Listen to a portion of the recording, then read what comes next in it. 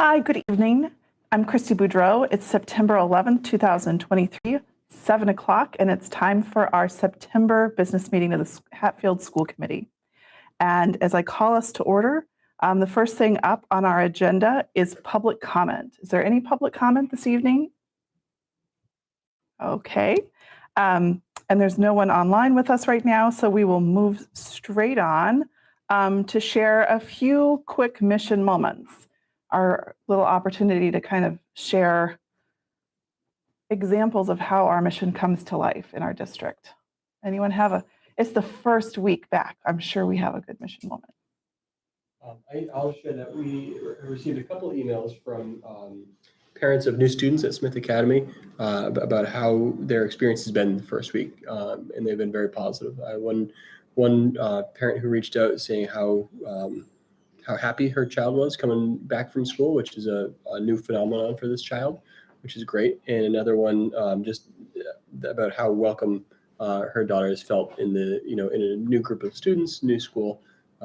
It's been good for both of them, so it's been nice. I did get some positive feedback on the fact that we have now putting our enrollment paperwork online and people can do it through the internet. I understand there have been some glitches, a couple of things to be worked out, but overall I've received quite a few parent emails saying, thank goodness. I love the fact that these are now online. Awesome. Committee members, any start of school year mission moments you'd like to share?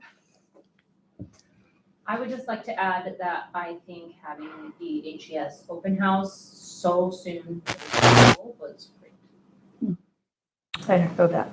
Yeah, I heard a lot of positive feedback on that. And attendance looked fantastic.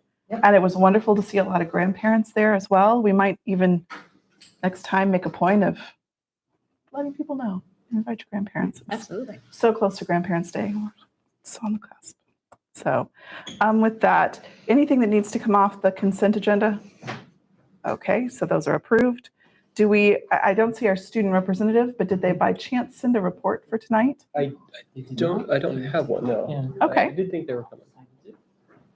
That's okay. We will keep moving. We have a very full agenda tonight. Mm-hmm. So we're going to move right on to talk a little bit about pickleball courts. And our favorite pickleballer is here with us as well. I think we're just going to give an update to the committee, and if we have questions, we'll ask. Yeah, I'll just be here in case. Just in case. Thank you. So when last we talked about this, Rec had asked a little bit. We had started a little bit of a conversation. There was a conversation with administration, and then the plans moved elsewhere. And then at town hall, annual town meeting, we saw that plan did not proceed.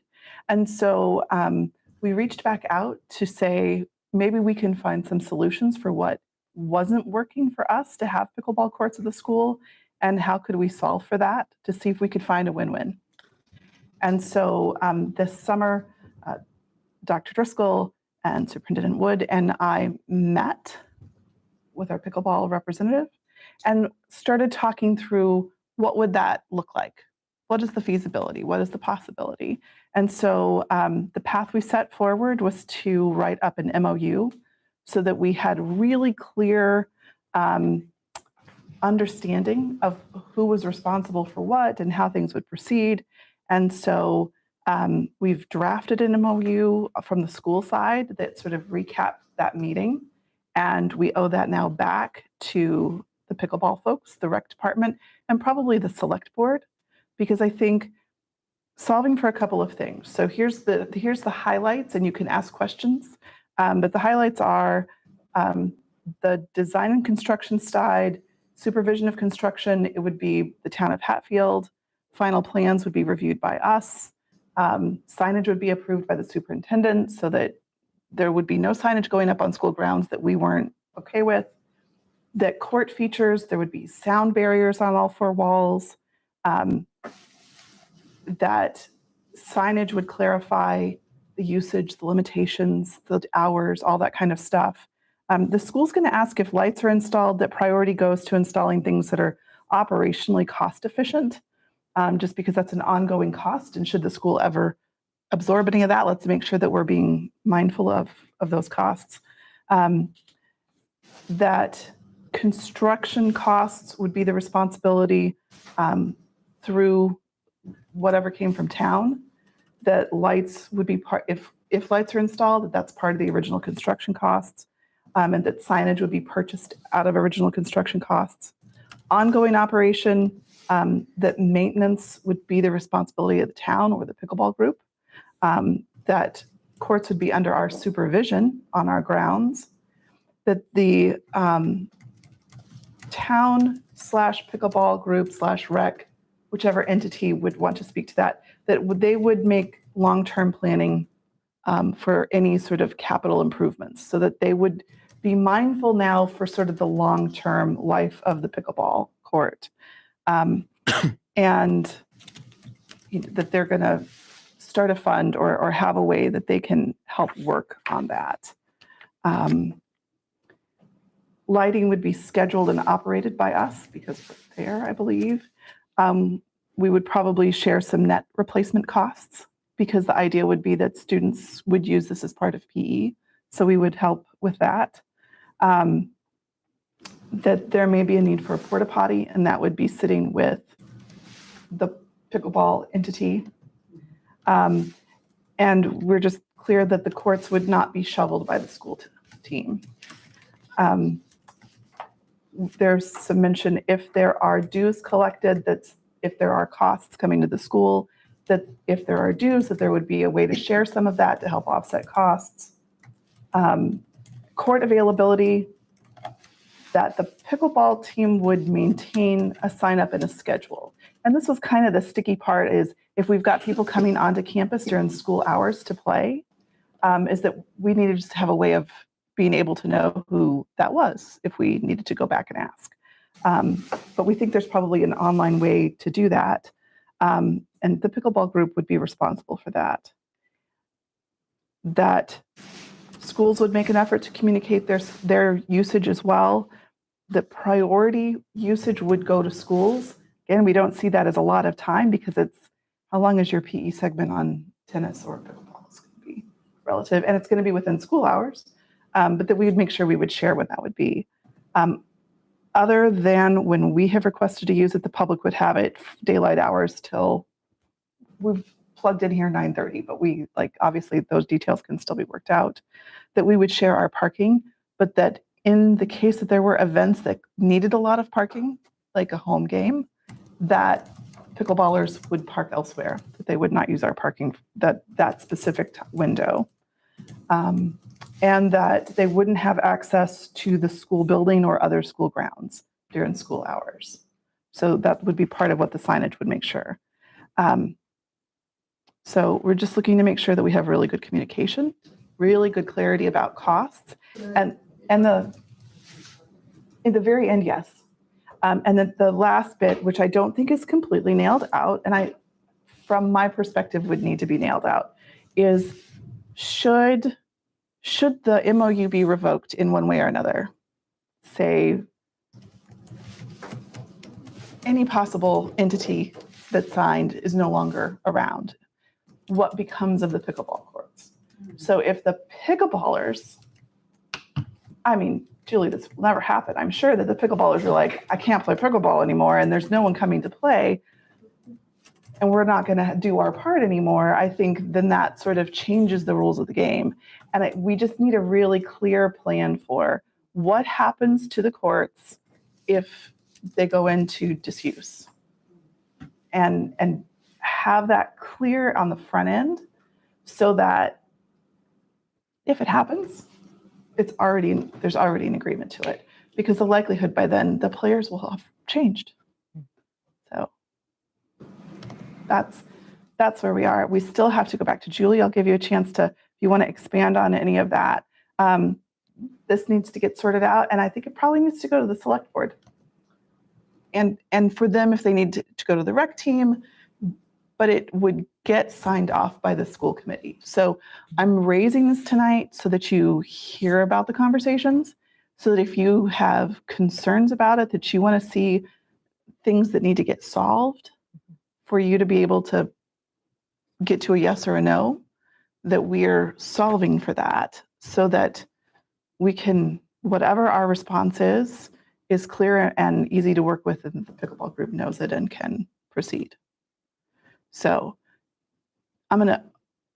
is there anything, Julie, you would like to clarify before the committee asks questions? Yeah, there's a couple of things. One is that when I received the MOU, I'd suggested that we just put in sound barriers on two sides, the sides that are closest to the residential areas, and Michael thought that sounded reasonable. It's within the budget to do all four sides, but it adds $30,000 to the cost. And we thought that the most important parts were the sides that on the two residential areas. If we need to do it on all four, it's in the budget, but if we don't, I'd rather not spend the 30 grand. Then in terms of when there are multiple events going on at Smith Academy, I talked to the priest at the Catholic Church, and he said that we could use parking in that event. And boy, are we worried about the death of the pickleballers because I'm an old person, or? No. It's just that, there may be a better game that comes along to be played. Yeah, That that's a good would be the question. I reason. don't, yeah, it's a good thing to be talking about. Oh, and I had one other thing. When I'd met with the group, we talked about after the school board having the MOU of me going around to the neighbors and getting their input. And I thought maybe I should do that before the select board. Does that make sense? Or what order do you think makes most sense? Well, I think there needs to be at least an initial conversation to see that the select board is kind of game for this kind of document. So that needs to happen. And I think, we Yeah. talked about maybe reaching out to the chair of the select board and the town administrator and just having a brief conversation. And then if they're yay, it should keep going, then I think yes, then it should, the neighbors should be talked to. Sounds good. So I think we're just all looking for lots of communication, lots of transparency. Let's get any issues out. If they can't be solved for, then they can't be solved for, and we'll figure that out. But if they can be solved for, it's a different path. It's a different path. Will we get a copy of this draft that you have so that we can review it and give feedback to you before? Yes. I'd hate if any of us had something that was an issue or a concern and it goes to the select board as that, and then we want to readdress it. No, it can come back and you can raise concerns before it goes to the select board. Can you just remind me, because there have been so many things about the pickleball, when you were working on the MOU, the specs of the court and everything, that is the same, right? It was like, can you just remind me really quickly? It was like 2 pickleball courts or something, and then tennis. There's 2 dedicated pickleball courts. Uh-huh. Then there's one tennis court that's also 2 pickleball courts, so it could Got be used either way. There would be a 10-foot high fence, and we would have a porta potty. We'll probably have like a picnic table there. Yeah. Got it. And then the lights and the sound Yeah. barriers, stuff like that. Okay, I was trying to remember in my mind exactly what the specs were. And as far as the location, can you remind me? Connor, you want to explain where that is? Yeah, the location is kind of right on the plateau, right behind the, Like next to the parking lot? yeah, right next to the park, easy access Convenient. to Yeah. folks who can park there and walk on the walking path over to it. Okay. And it's, yeah, especially if we're going to have like, I like the idea of having like the sign up system sort of so that it is a little bit more accessible to the public during the day, but we're still like ensuring the security of our school. And yeah, if it's over there, it's like, no one has to go like into Smith Academy Right. campus. It's just right there on the edge by the road, like right where you would park. So, There's a program called Team Reach that we use right now for people to sign up to play. So Okay. we would just continue to use that. awesome. Thank you. I'm confused where that is, the plateau. I'm thinking the plateau that, Between the parking lot and the baseball field. The far end of the parking lot and up a little bit. so if Smith Academy is to my back, it's to the right? To the left. Left. To the It's left. kind of on the way to the baseball field. So if you're standing in the parking lot and the doors to with the community TV sign that go into the gym, if you're standing so that that's on your right and you're in the parking lot, it's kind of like up and to your left. There's soccer nets there. Yeah, I think they Haven't use it looked for out there in a little practice while. right now, right? We looked at it aerially as well. So, and the one, I think there was one team that does some practice time there, said they had other options. They do. So, So I have a question about just utility costs. I don't, and so if we're putting lights up for the courts, do you anticipate that, like, do you know that there's a lot of, evening demand for? Yes, there's a lot of evening demand. Okay. I don't foresee, and maybe Connor, you can call me out if I'm wrong, the schools needing a whole lot of nighttime use of the courts. Therefore, I just don't really know why the school should have to absorb any of the utility costs, because I don't think we're going to be using the lights as a school system. I talked to South Hadley has lit courts, and I was asking them about what they thought the electrical costs were, and they said it was like cents a day. So it's minimal, but if there's, I don't know if there's a way for the schools the Smith Academy to estimate what it is. We will be charging people like an annual fee of, I'm thinking $20 to use the courts, and we want to have that money available for down the road for maintenance. But if there's money that the school needs for the lights, we can take that out of that budget. Are the dues that you're anticipating asking your members sufficient for long-term costs? Not just, trash removal and porta potty stuff, but, long-term maintenance of it? Right Or now, is it, we have 200 people on the list. okay. I think we're going to have a lot of money. Some of my concerns are the location that you're talking about is very, very close to the backyards that are right there. So I would be very interested and concerned with how the residents are feeling, particularly now that you're saying lights and that there are a lot of people that would want to be playing into the evening. What time do the lights in the parking lot currently go off? 9 o'clock. I thought it was 9:30. Oh, it might be 9:30, actually. Yeah. Yeah, I think it is. And there's so much information now about people's concerns about noise with pickleball. The sound barrier, the reason it costs so much is because it reduces the sound by 50%. And then we're going to have Arbor Vita along with that. So I think it's more fear of the sound than what the actual sound is going to be. But I will imagine there'll be fear. Yeah, and you're also cars coming in and out, and so it's not necessarily just maybe ball on court, but I would be, I think that's, so that would be kind of number one for me, like the lights back there in people's backyards, the noise, and then if I'm not sure that I'm fully appreciating, so I can see the benefit of the school to use it during the school hours, but then if there's this, but then we have, the school and the residents, but really we're not opening it up to the residents of Hatfield, we're opening it up to people who are paying dues, who could be from, who could be from anywhere. So I'm not seeing, I'm not getting the same feel here of community as I was getting at town meeting of community, because really it's the school partnering with this pickleball association and really just asking our community to. I think some of that is still Host to it. be determined, because I don't think the pickleball group can be like the sole signatory over an MOU that could carry on, like what happens if they disband.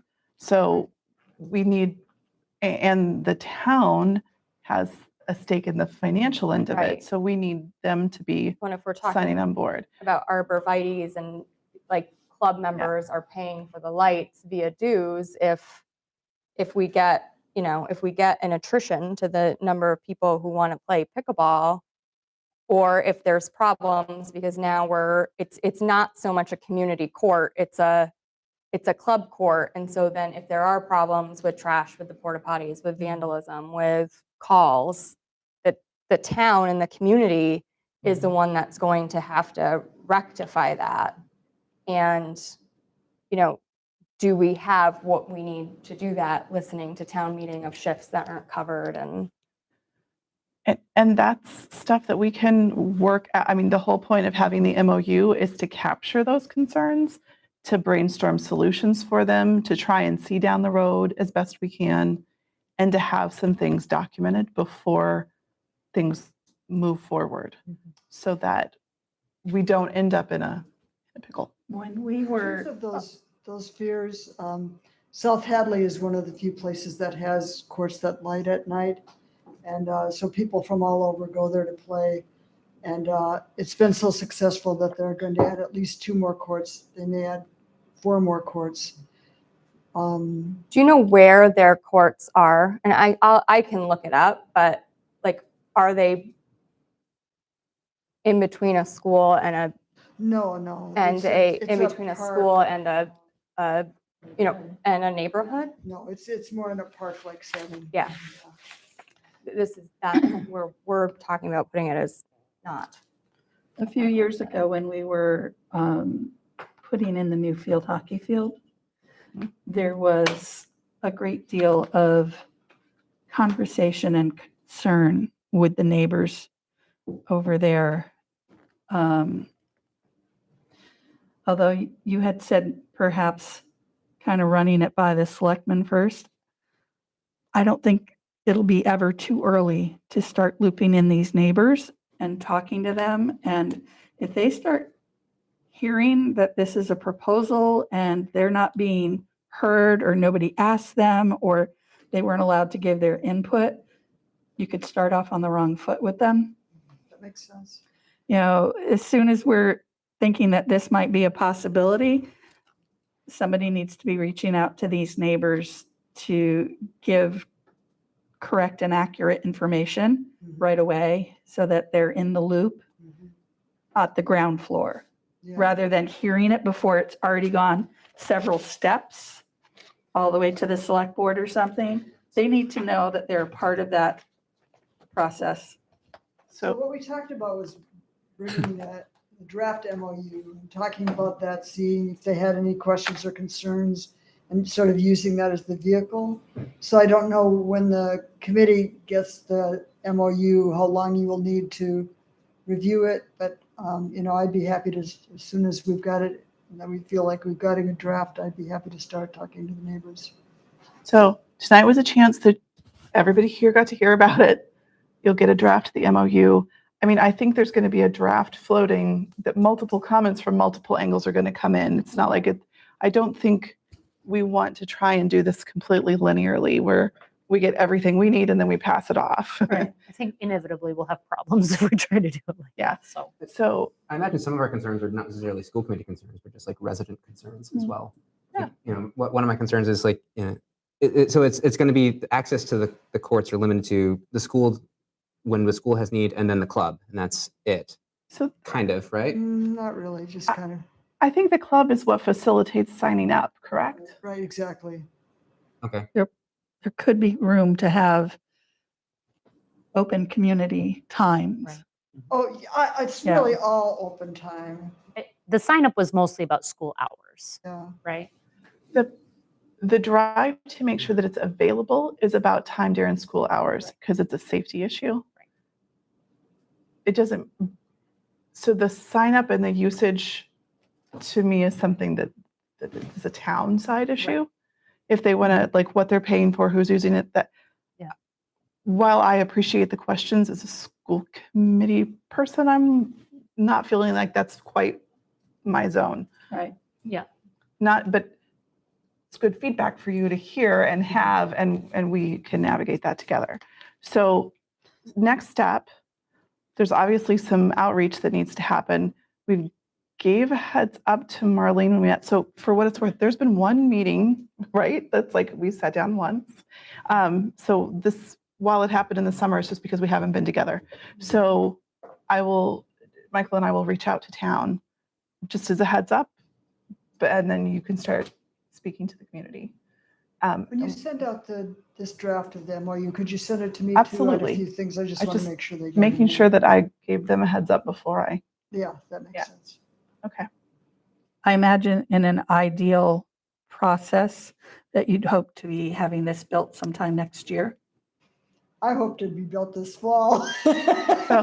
If Julie had her way, we'd be playing pickleball tonight. Exactly. Under Yeah, the lights, wow. except it's raining. Other than that, But this still has to go to town meeting again too, right? I would Mm, presume, because we haven't, I- or did we authorize the money? it's Just- been authorized. We Yeah, did, all right. It was voted, you have the CPA money, Yeah. right? Now we just We need just the need to location. hammer out Site. the details.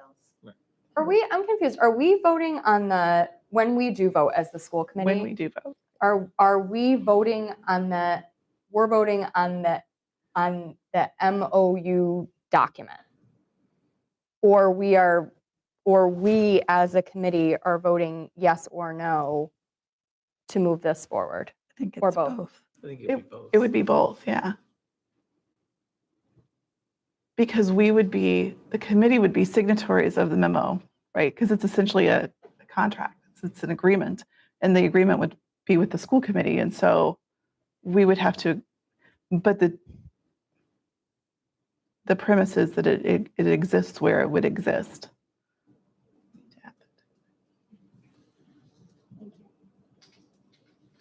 Okay, so I would imagine that this will be back in October. Mm.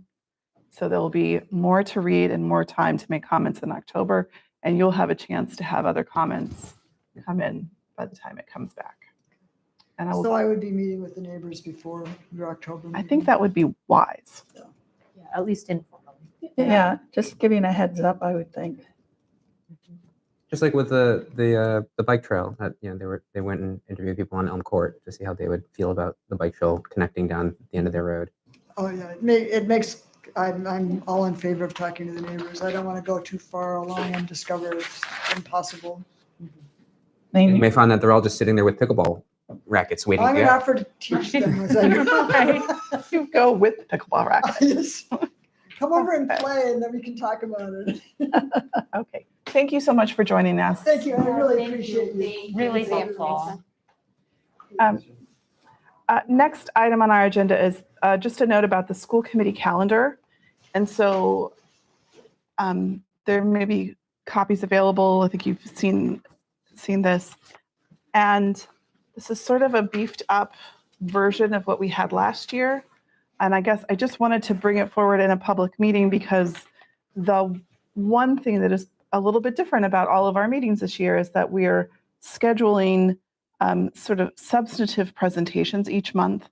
And so thank you all, administration and committee all submitted topics for those conversations and presentations. We voted to see, because we had more to cover than we had meetings. And so what rose to the top were a presentation that we'll hear tonight was a unanimous request to talk about academic excellence. So the investments and updates in curriculum, PD, and how we track for excellence and how we define excellence. In October, the subject is homework, philosophy, and practice. In November, we're going to come back and do sort of a deeper dive onto the data dashboard, what it will cover, how it's used, what we're learning from that. December is on building support. January is on grants. February is on the core curriculum, a review and an update there. March is experiential and outdoor education curriculum. April is on second step and SEL, social emotional learning curriculum. May is about enrollment and accounting for where kids go and who's coming in. And June is K through 12 multi-tiered systems of support. Did I get that right? Yes, I love when I finally learn the acronyms. So those are the subjects that we agreed we would cover. And I thank you all for, sure. That was not intended to be a distinction. So administration, if you find that there's a need to swap those dates around, just let us know. We can work with you. So, yeah, and we'll have our first one of those tonight. So speaking of, I put these early on the agenda while we would still be fresh. And also because there may be times we have other presenters coming in. So we're going to talk about academic excellence before we get to administrative reports tonight. Great, thank you. So we all put this together, so we'll be kind of bouncing back and forth in terms of the documents here. How am I going to get a hold of that document? Let's see.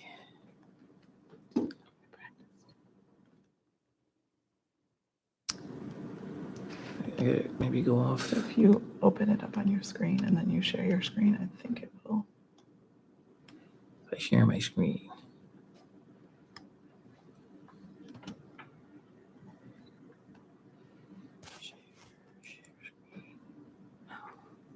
Share screen. If you go to the Zoom to share your screen. Back to Zoom, share screen. Huh? There we go. Down there you go.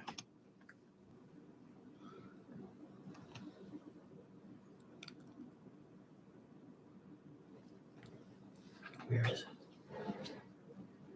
Can you try it again? Does it need to be in PowerPoint mode?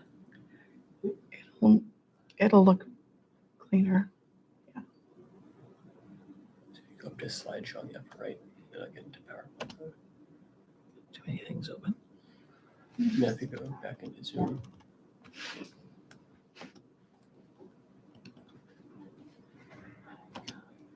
Click the green one again. There we go. Yay. So what we tried to do, and thank you for your initial sort of questions and feedback, we certainly took those into account as we developed the slides. And this will be good, being our first one will be a good experience to kind of see what directions and we need to go and how deep we need to go in terms of information and so forth. So as we think about academic excellence, what we're trying to do is really bring everybody to a place. I'm not getting any movement here.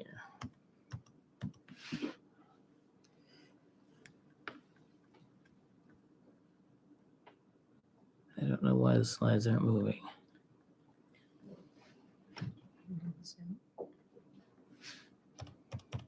Click back. What happens if Which your button? space bar? See down there. Oh, okay.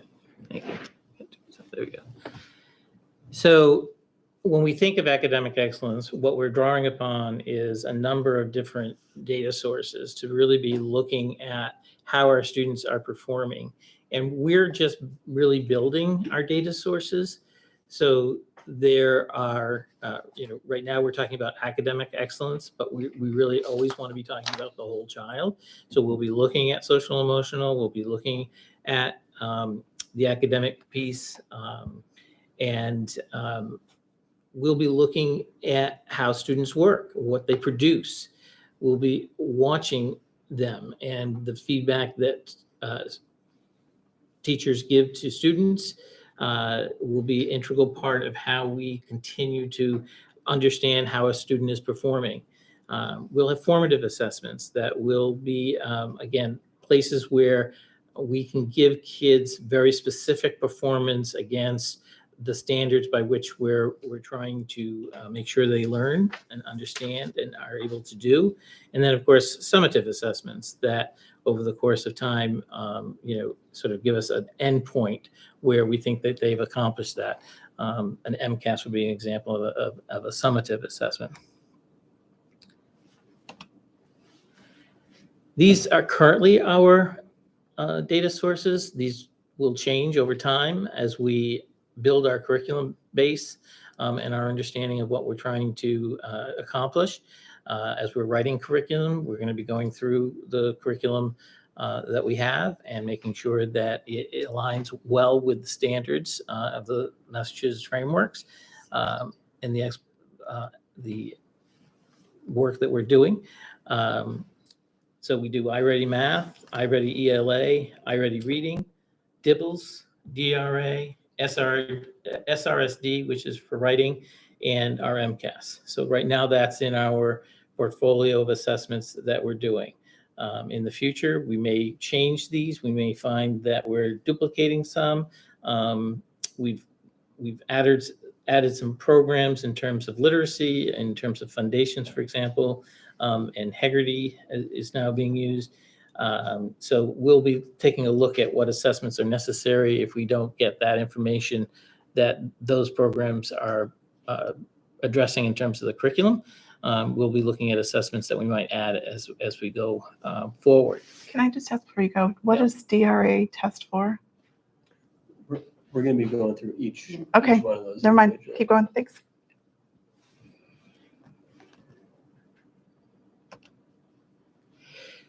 So the purpose of these assessments is really to overall inform instruction and to track progress towards meeting the standards.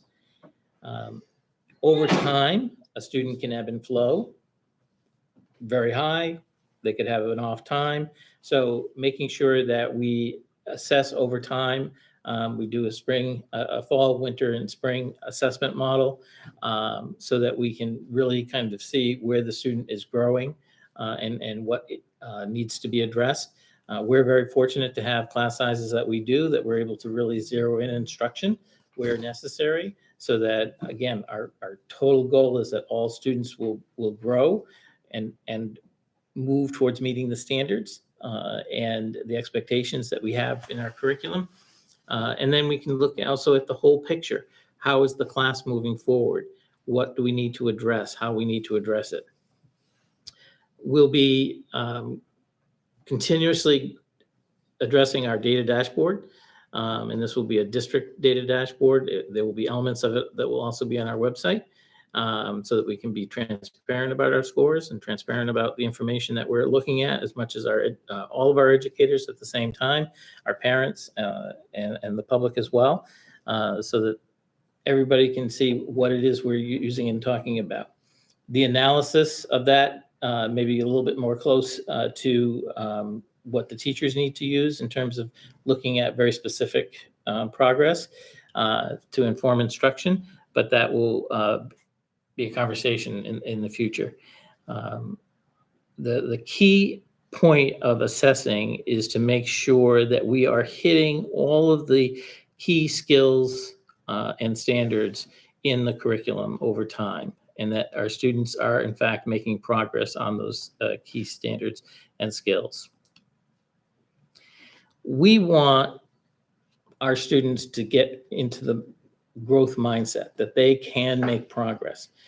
When we talk about all children and understanding that we have a wide array of learners, a wide array of abilities, and we want to make sure that whatever their baseline is really where they're starting from and where we're going to grow them from.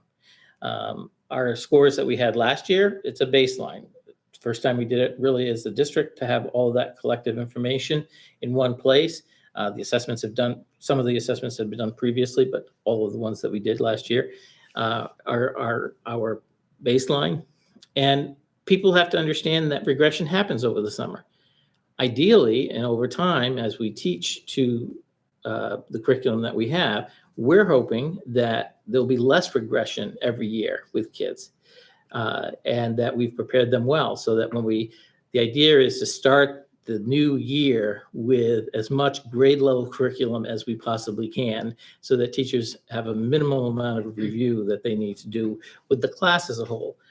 We're making, I think, a lot of progress towards group work, that is center work, I should say, so that students can work on areas that they need to work on, but also where there are opportunities for accelerating students, that can happen too.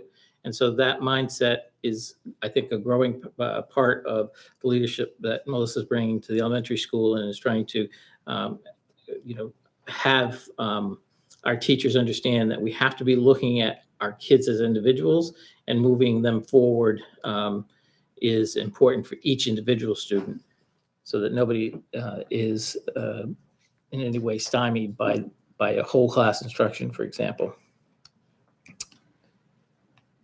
So now we're going into the sort of individual tests, and Melissa, you do most of the iReady with K through 6. We do some iReady at the middle school. If you want to talk to the iReady pieces.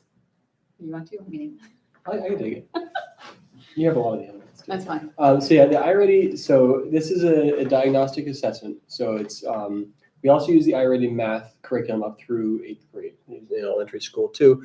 But we use the diagnostic assessment at Smith Academy, 7th through 10th grade for ELA and for math. And it's, the diagnostic is given as a dipstick measure of how students are performing in relation to the specific standards. So it's not necessarily tied to the books that they're reading or the specific program that they're doing. It is in math, but this is the diagnostic assessment is kind of an independent assessment given to see how kids are doing according to the standards.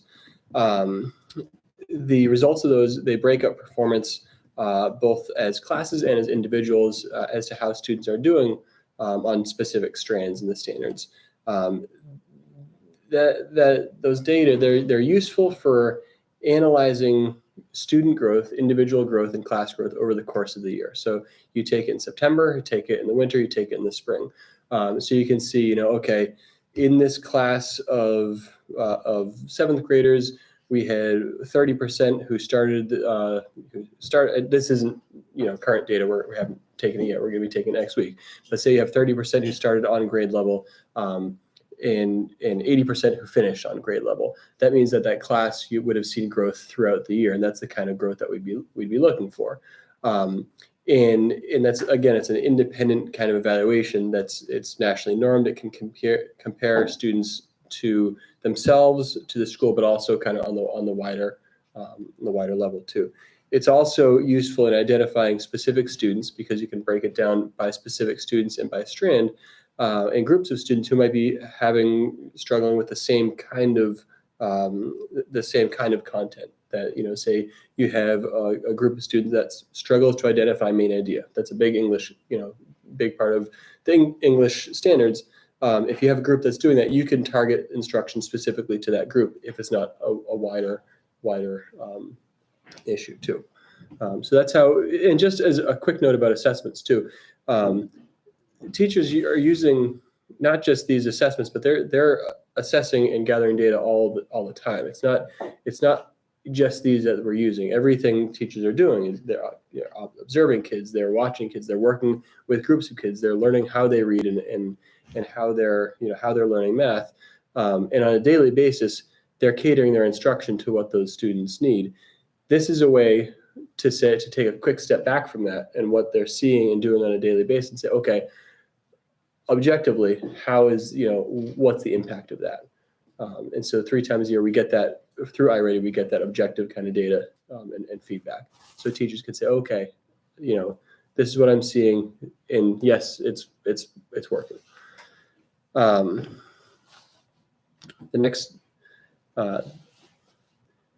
next slide that we have is the MCAS, which stands for the Massachusetts Comprehensive Assessment System.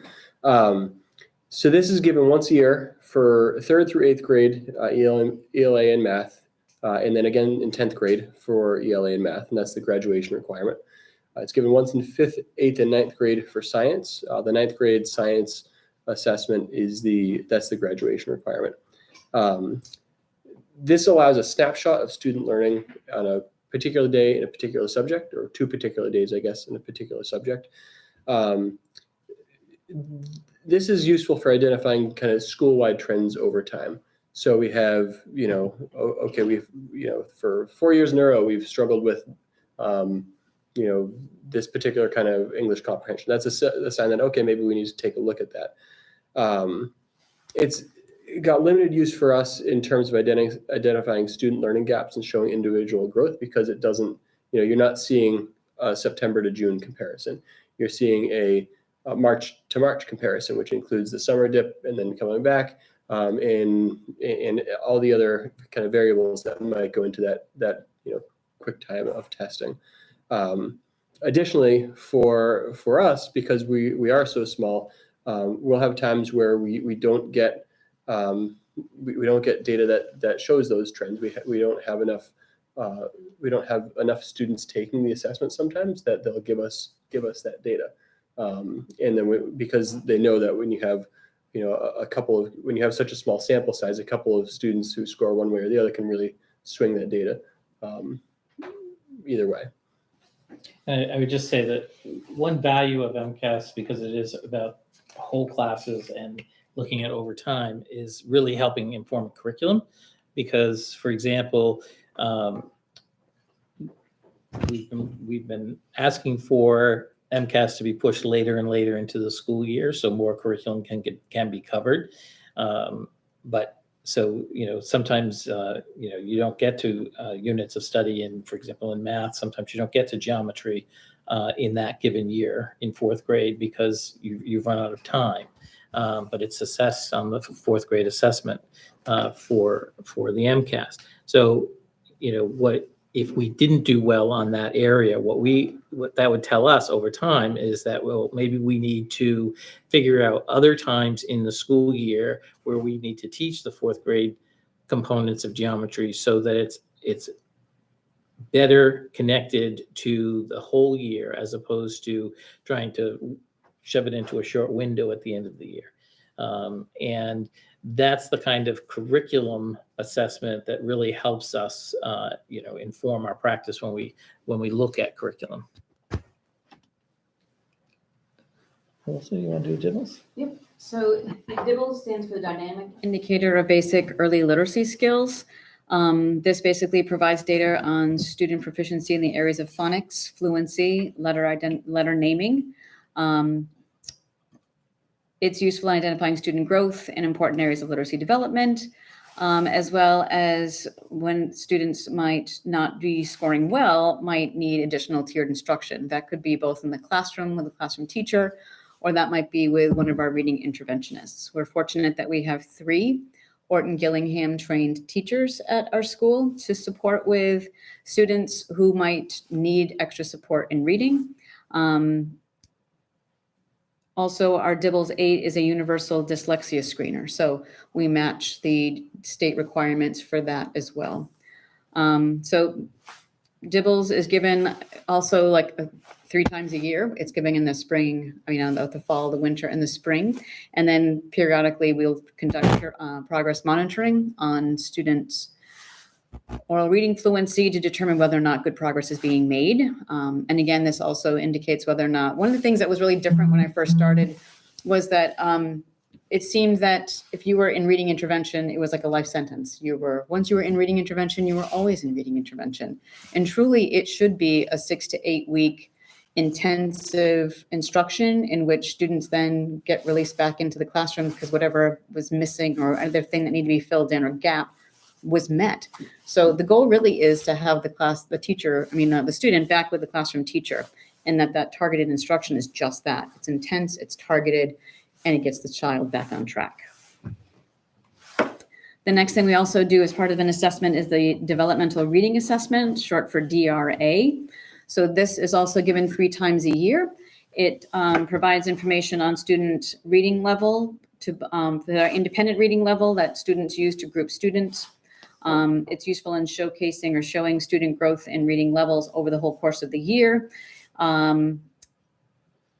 Providing small group instruction, as well as helping identify students what the books that they should be reading at that particular level. So again, this kind of dovetails right into the DIBELS because yes, there's a fluency component to it, but then there's also reading comprehension so things that kids are doing that might need, again, targeted instruction with a reading interventionist or some other tier 2 that could be happening within a classroom during small group instruction can be targeted for that as well.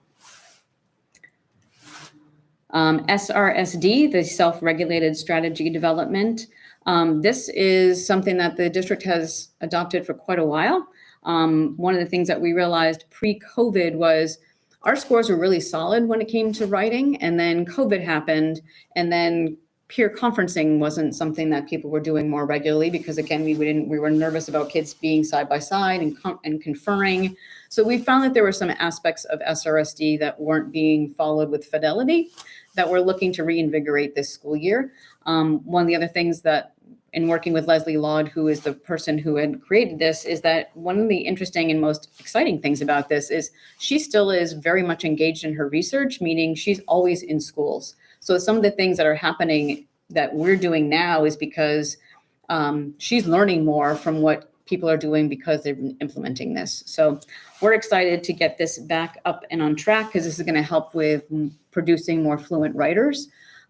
We definitely have more opportunities to look at the sentence level, which we hadn't done before. That's a lot of what Leslie's research has been. She's created something called the GIST, where it's really looking at the subject, what the subject is doing. So we really can kind of build starting as early as kindergarten. We hadn't brought SRSD into kindergarten previously, but we are going to start that this year. It's useful for finding trends. I had a teacher last year who recognized that when they were looking at the pre and post assessment, that there were certain aspects that like, I didn't even realize that most of my students aren't scoring a point for this particular aspect of reading. So really became thoughtful in how to incorporate that particular aspect in her writing curriculum to ensure that that was going to be seen on the post assessment. And again, also helps teachers identify areas for improved tier instruction. The dial, that's you. It's us. Yeah, that's true.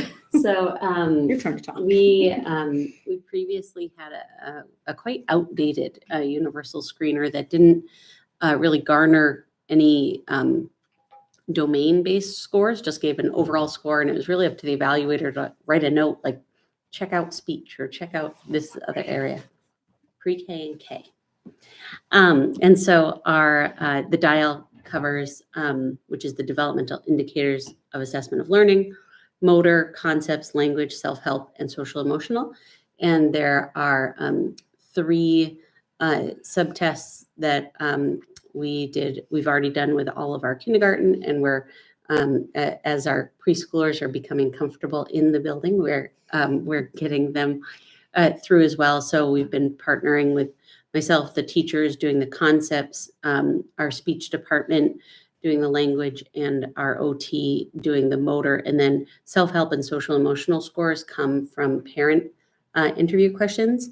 And then closer to parent-teacher conferences, once our teachers know our learners, there's a teacher questionnaire as well. And so that'll be a component of that. So it gives us more information from the get-go on how we can support our early learners.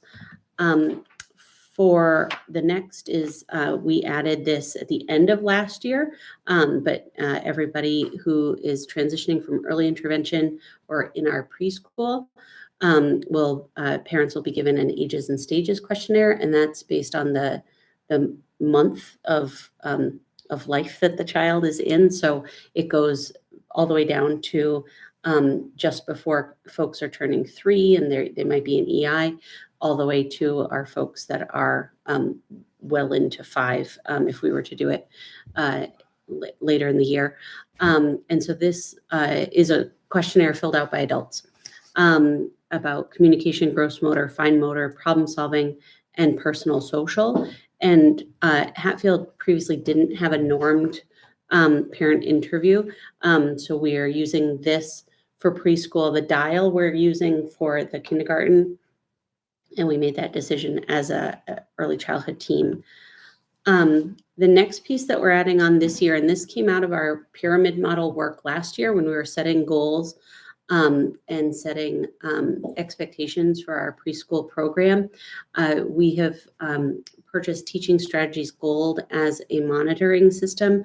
So this, we may be adapting the preschool report card. We need to unpack that a little bit more, but this is a formative assessment on individual student performance that's done throughout the year across social, emotional, physical, language, cognitive, literacy, math, science and technology, social studies, the arts. And then if a student, even though ELL regulation doesn't go down to preschool, if a student is English is a second language for them. There's a language acquisition piece to that as well. So that'll be for our preschool. What's great about TSG Gold is that it really helps crystallize what needs to be taught. So it's almost it complements a preschool curriculum well, and so again, the way you make progress is to be explicit in the instruction that you have for kids, and the only way that our teachers can be explicit is if they know exactly what it is we want them to teach. So using something like TSG and making sure that we have a written curriculum that aligns well with it will really make it clear, and we'll start seeing the progress in our kindergarten students. Again, the more each grade before can make sure that they cover in their curriculum that's assigned to them, it helps the year after, so that they can cover their curriculum that's assigned to them. So all of those assessments really bring to bear what it is that we're expecting kids to learn and to know and understand and be able to do. And the language that we use is proficiency or meeting the standards. Now, for some, that may mean that that's sort of a low bar because you're just meeting the standard. But in fact, when you look at what the curriculum standards are, it's a very high bar. And getting all kids to be meeting standards and excel if a particular student is excelling, or getting those that are in a different place, at the start of the year at a much lower place and getting closer to the standards is really an incredible feat for teachers, students, and families to work together to get to. And that is academic excellence. If we ever got to a place where we had all of our kids at the start of the year, or by the end of the year, being able to meet the standards and be beyond, that would be incredible. But getting them to be meeting the standards is a huge feat. And what, personally, professionally, what I'm looking for is how much kids grow toward that.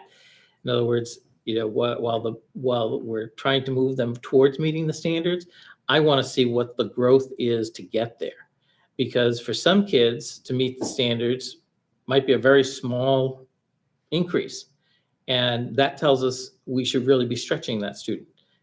And that's the best part of this kind of information, is we really need to be drilling down and making sure we know enough about each student that we don't just let a student sort of coast in the course of a year. If a student is close to meeting the standards at the beginning of the year, we need to be pushing them because they at some point should be excelling by the end of the year.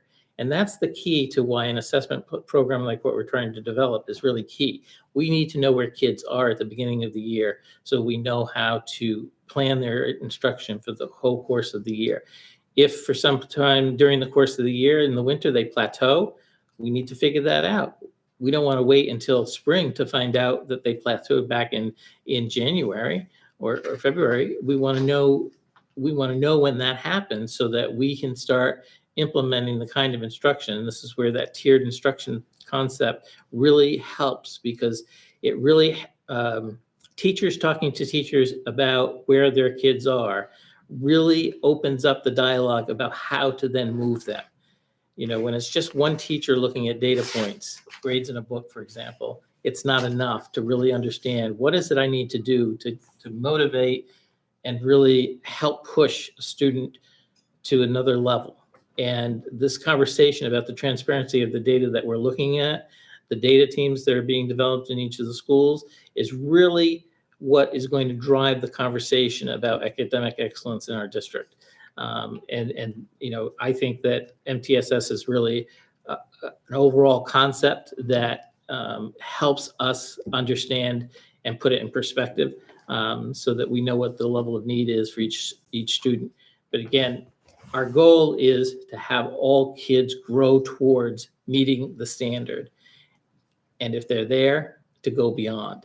And that's how we're defining the academic excellence. It's really that growth that we get kids to partake in. So what, we're trying to build the airplane and fly it at the same time.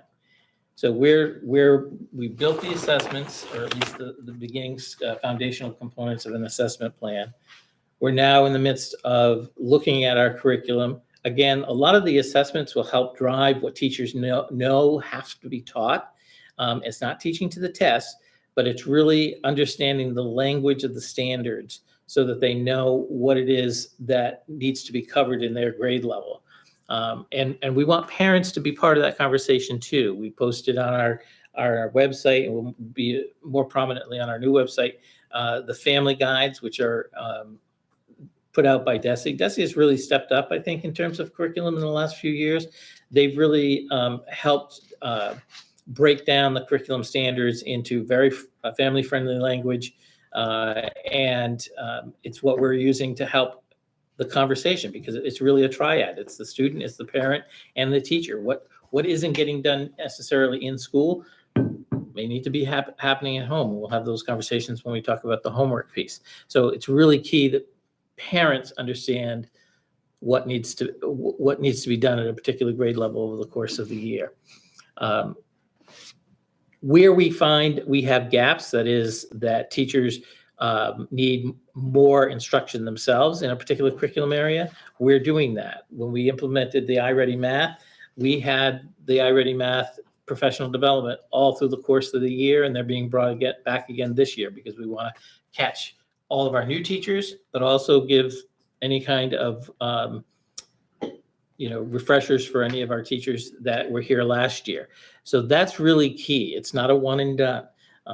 That PD is really important. And once we feel comfortable that we're hitting our stride with iReady, then math, then we'll start looking at other curriculum. Again, it's all about time and how much time do we have. And we have some ideas about how to get some time back. But it's really critical that we use our staff meeting time in this way, our early release time in this way, our PLCs, the data team meetings that get planned at the elementary level. Those were all teachable opportunities to really focus in on where the kids are performing, because that's the conversation. Where are kids performing?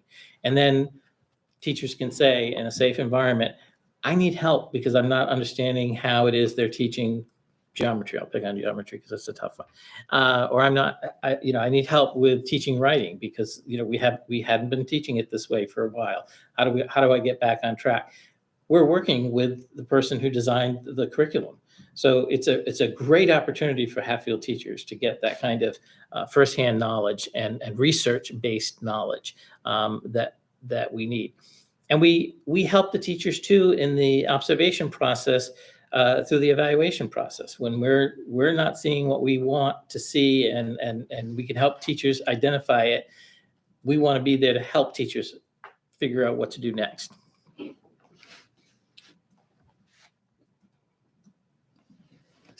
Pipe in if I miss anything. The way we're tracking for success, again, is the transparency of our data. We are publishing the data. We're making sure teachers are talking about the data. At age appropriate times, kids are seeing their own data so that they know how they're doing. And at some point, we need to have conversations with kids about and teachers about how to give the kind of feedback that's helpful to get kids to understand the growth mindset. Grades are helpful, but they're not the end all be all. And we really need kids to know what it is that will help them move to the next level. And that's a little more complex, but it's really what teachers need to be doing to make sure that kids are getting the information they need so that they can do that. We're going to need to continue with our staff development and the feedback that we get on that.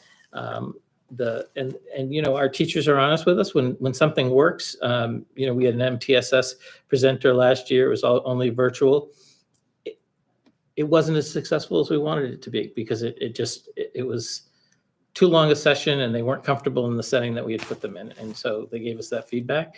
We changed it up this year around, and I got a lot of great feedback from this past school year.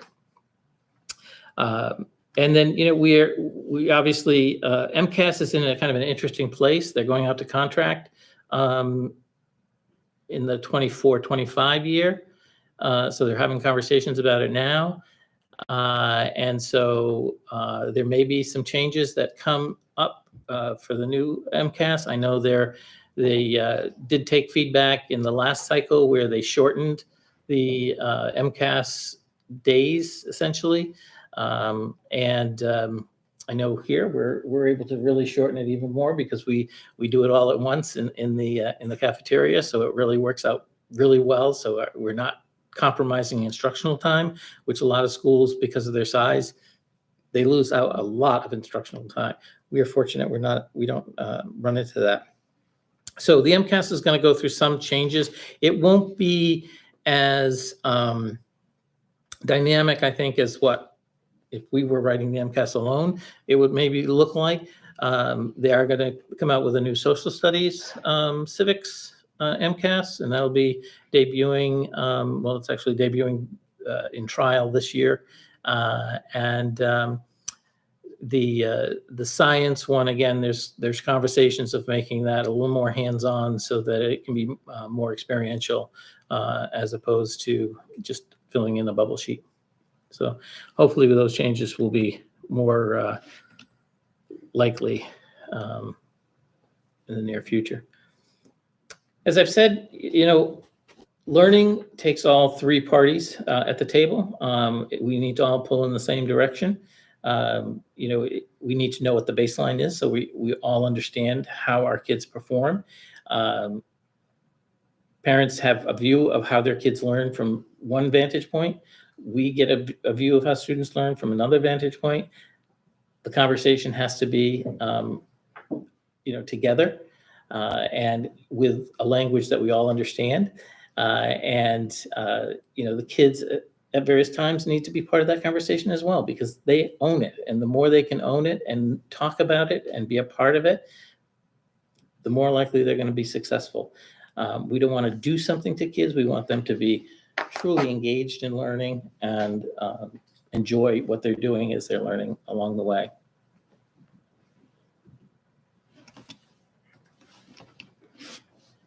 That's our conversation with you. Start the Okay. year. It's a lot. So I just want to recognize that it's a little after 8. I do think we should have some conversation. I don't think this is our one and done conversation on this topic. So are there questions that are really top of mind? And just keep in mind some of the things we're going to come back to a fair amount of this in the next couple of months. This was sort of like a preview for about half of our deep dives. So I open it back to the committee. I just have a quick, one of the things I pulled off one of your slides is we are reshaping our curriculum guides to align with the standards. Would you say that we were behind the ball and we're trying to catch up? They weren't prominent, is how I would phrase it. I think, again, not all teachers had the same level of understanding of what was in the curriculum guides over the changes, because the curriculum guides have changed over the years. New versions have come out. And I just think, again, all of us being in the same room, looking at the standards together needs to happen so that we're all talking about the same things. Can I just ask, I did appreciate the breakdown of the different data sources and the different assessments, but when I just look at from a bird's eye view at the overall list, oh my gosh, my computer turned off. We have one assessment besides the MCAS. We have one assessment for math. Then we have ELA for Smith Academy, 7 through 12. And then in the elementary school, we have the iReady reading, DIBELS, which is reading, DRA, which is reading, SRSD, which is writing, all at the elementary level. So just looking at it at a glance, I do understand better now how they each measure a different aspect of literacy. But it seems like we have one math data point, 6 ELA data points, and no assessments for grade 11 and 12. So I'm wondering if this is comparable to other K through 12 systems, or if we're satisfied with this, if we're looking at something else? So it's very, very much the beginning. I think that part of what we need to do is, really look at getting 3 years under our belt with the assessments that we're doing. You're right, there are some holes. I'm not saying like, please add more assessments, but yeah. I don't work Yeah. in K through 12 education, so I'm Yeah. just wondering. I definitely about think other that districts. there's some work that we could do writing that is more of a 7 through 12, so that we have components of writing that, if not SRSD, could align well with SRSD, so that we could have that all the way through, so that we could see growth K through 12. That'll take some time.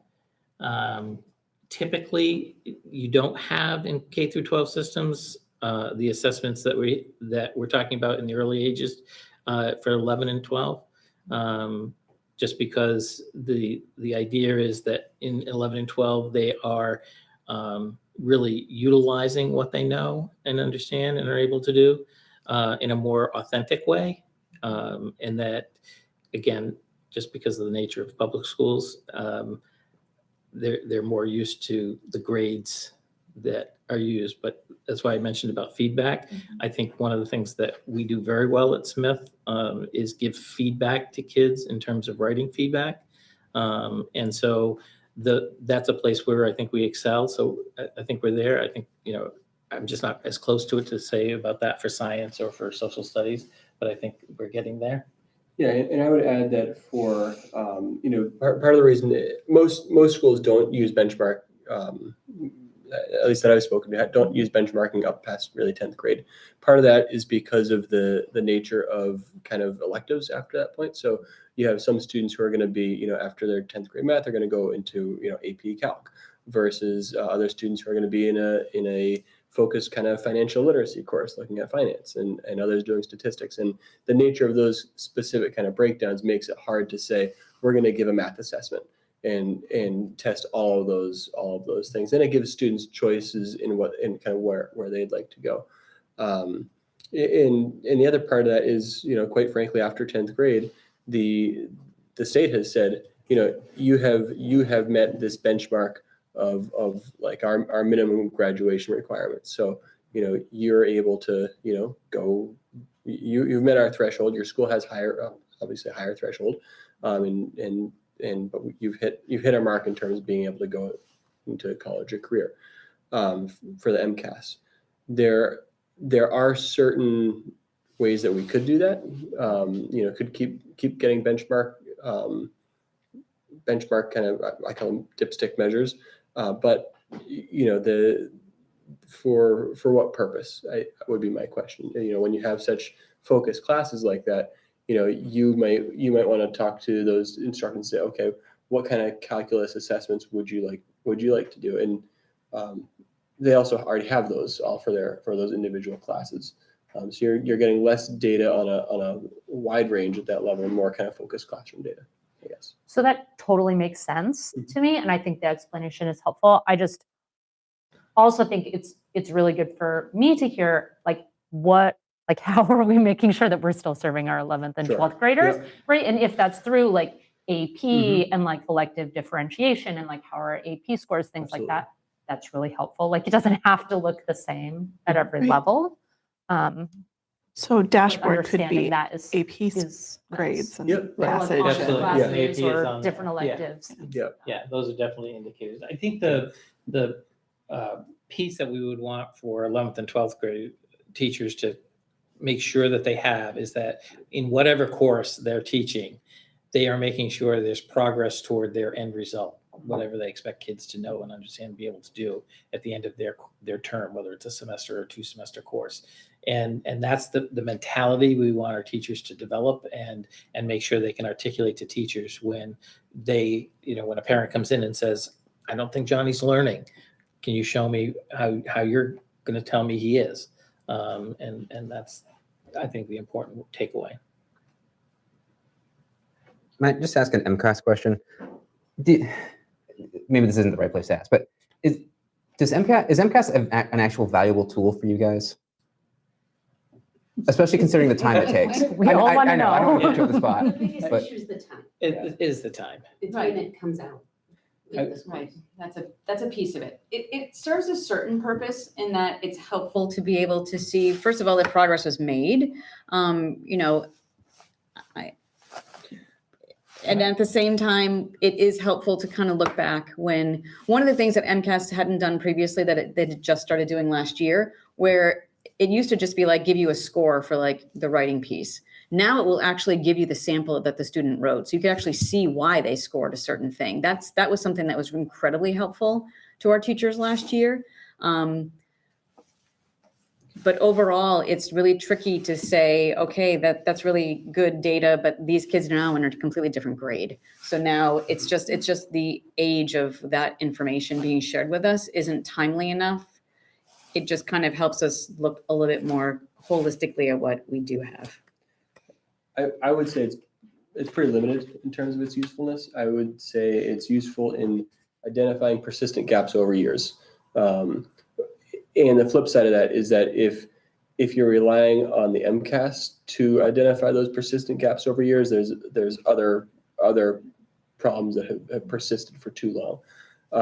And we have other assessments now that are of more use, I would say, for both identifying those and for helping look at where students can grow. I think, when it first started, and the intention was maybe to use the MCAS in that way, that there was use, and then quickly people realized that there were better ways to do it and move that direction. If that makes sense. And that is something that we just had a talk with the commissioner, that is something they're looking at for the next contract go around, is that somehow scores can get back out to schools before they break so that teachers can have them so that they can be looking at their curriculum over the course of the summer, or schools can design PD around, where there have been some issues that The other arise. piece of MCAS from a systematic standpoint is the data that it gives us through the early indicator, the early warning system.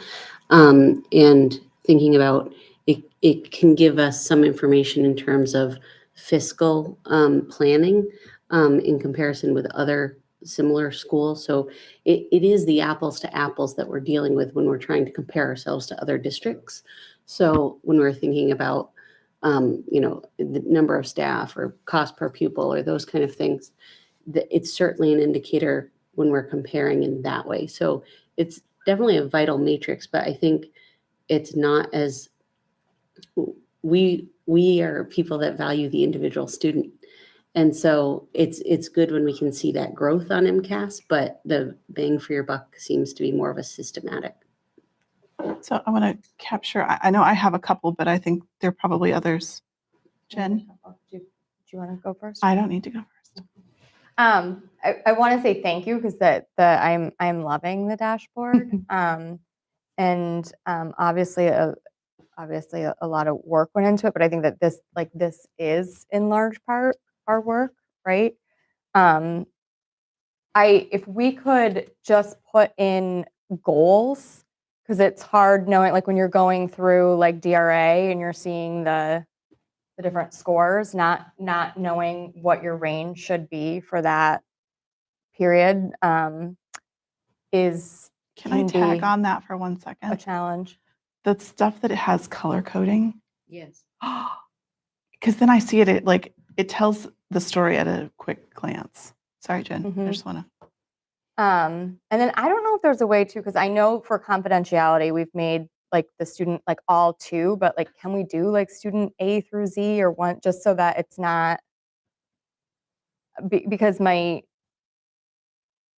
well, never mind. It doesn't, but it gets kind of confusing that way. And then for like moving on, because now we've got the 22-23 data, we're in benchmarking time right now.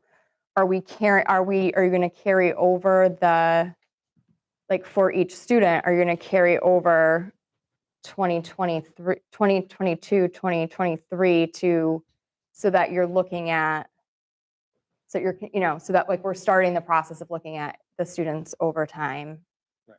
for that jump. but I think it's great. The other thing there's a lot. So iReady Math K through 10, and I'm just wondering like the timelines for these, because I'm already thinking about like PD, because it seems like we have a lot of new assessment, a lot of new curriculum, a lot of new great stuff that that is coming into the district. But I'm trying to now link like these to PD and what that looks like. So iReady Math K through 10 started last year, right? Correct. So Again, the assessment in K through 8, they're using the curriculum as well. For math. For math. Yeah. And there was PD 3 times last year for Yeah. that. 3 times last year for that. iReady ELA started last year, 7 through 10, 6 through 10. 6 to 10. iReady Reading K6 starts. No, that's not accurate. We're not using the iReady. Right now, we have a curriculum committee that's looking to figure out what we want to do for ELA, but we are not utilizing the diagnostic. You haven't yet, ELA. okay. No, I think that's in here. Yeah. That was a that's mistake. that was a mistake. We might need a chart. Yeah, that is on here. Dibbles we've been using Dibbles for a while. Dibbles, DRA. But we did make a shift over the past 2 years. So when the dyslexia guidance came out, the Dibbles that Hatfield was using was not the updated Not 8. 8. Right. It's now So so 2 years ago, we shifted it to Dibbles 8 through 3rd grade. Last year, we did it K through 6. And additionally, last year, we added the Dibbles right to the kindergarten screening at the start of school, which had never happened before. And I know we'll share out data when we share out data, but it seems everybody was very excited about the incoming kindergarten, because we've done our pyramid work and lined that vertically up. So this year's Dibbles versus last year's Dibbles is looking more promising for sure. Right. And then DRA has been for a while. Yes, SRSD was last year or the year before? it's been for at least 8 or 9 years. But as far as one of the other interesting things about this is you're gonna get all excited for a second, Christy. They're also going to be, they have figured out, the company itself, Leslie Lott and her team, to do something very similar to how Dibbles iReady is doing a similar type of thing. So when you have a pre-assessment and you score 0 to 4, that's a well below. So they've also broken it down so that we can very easily and quickly color code also a pre-assessment versus a post-assessment. So we can truly see better growth that way as well, because these numbers, a 0.5 and a 2, that doesn't mean anything to you. But being able to break down that this is proficient or this is, average or however, will be much more helpful to families as well as to anyone looking at our data.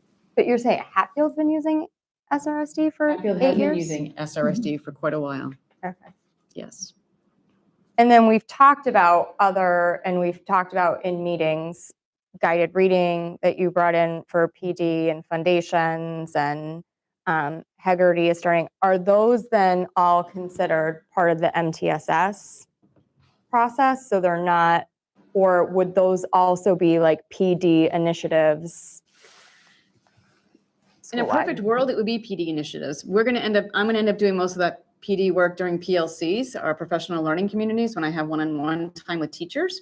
What's interesting about this particular district, because it's so small, and because for a while it had a lot of turnover, is there wasn't an actual literacy plan. So a lot of what we just went over with all of you is actually in a 19-page document that myself and the reading interventionists created to basically be able to hand to a brand spanking new teacher who walked in the door and said, what are we doing for ELA?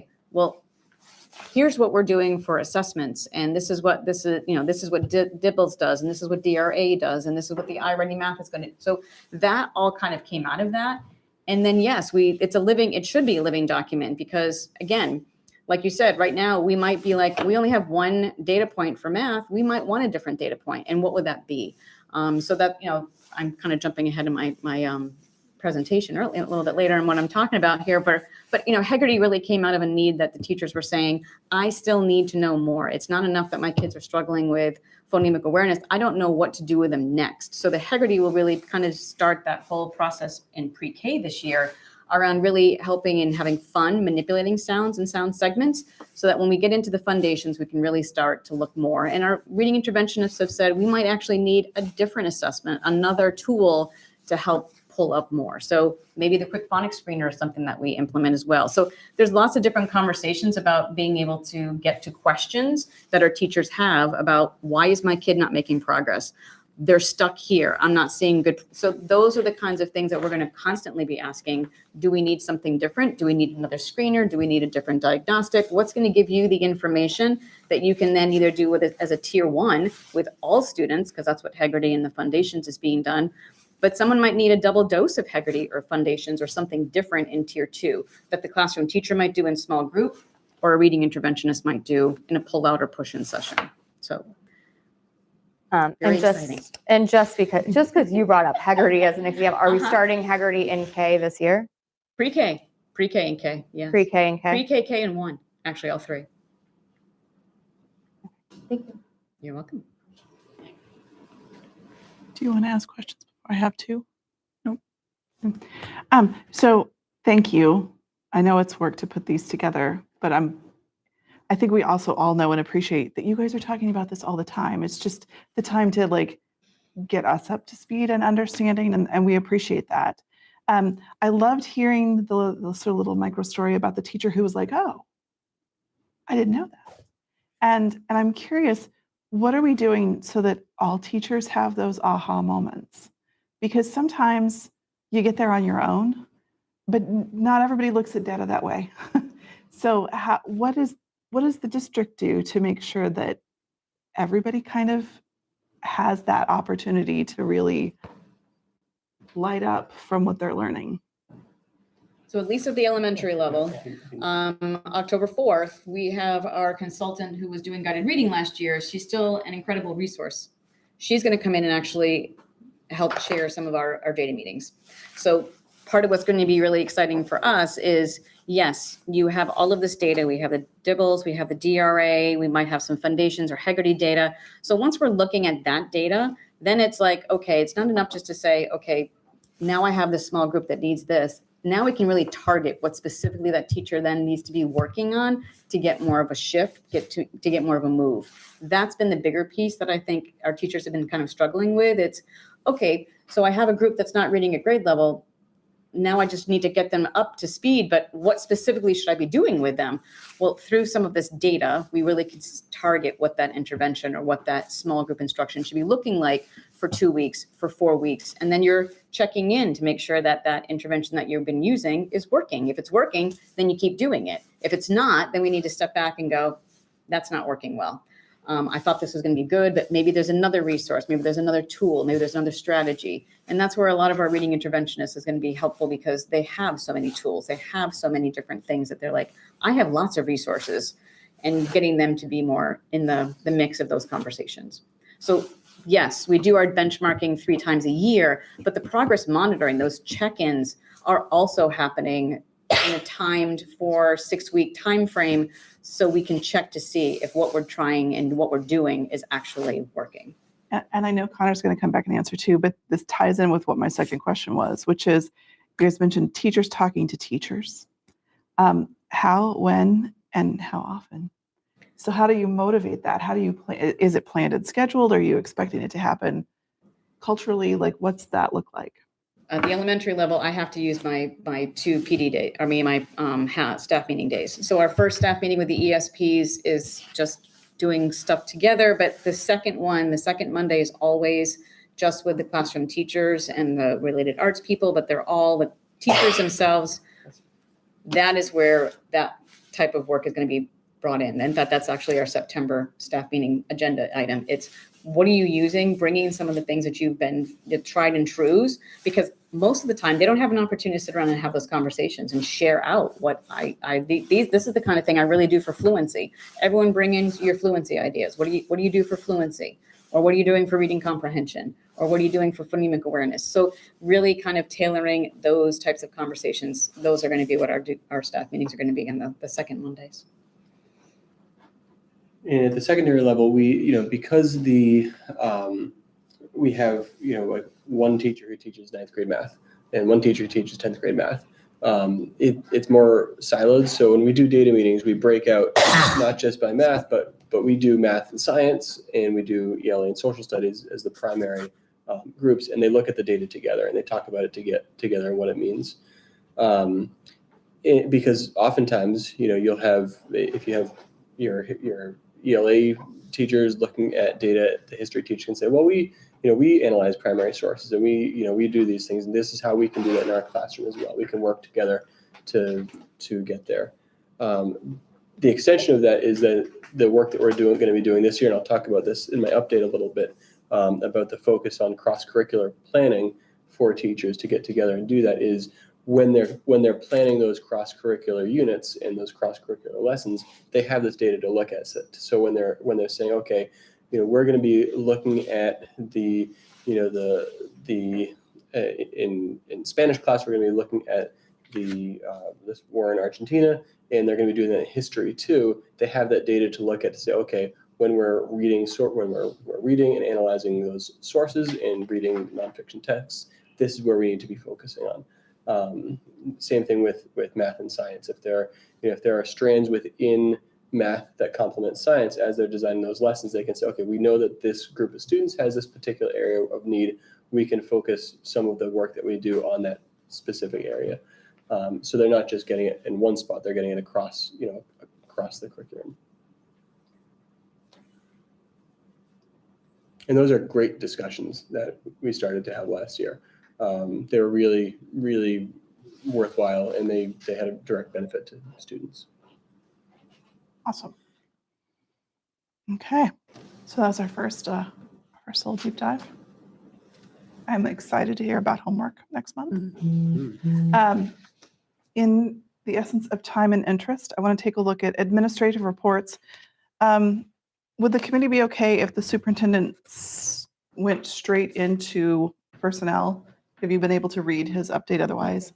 And I think the highlights of stuff we might want to, Adam may talk about in finance too. Is that okay with you? Sure. Okay. So.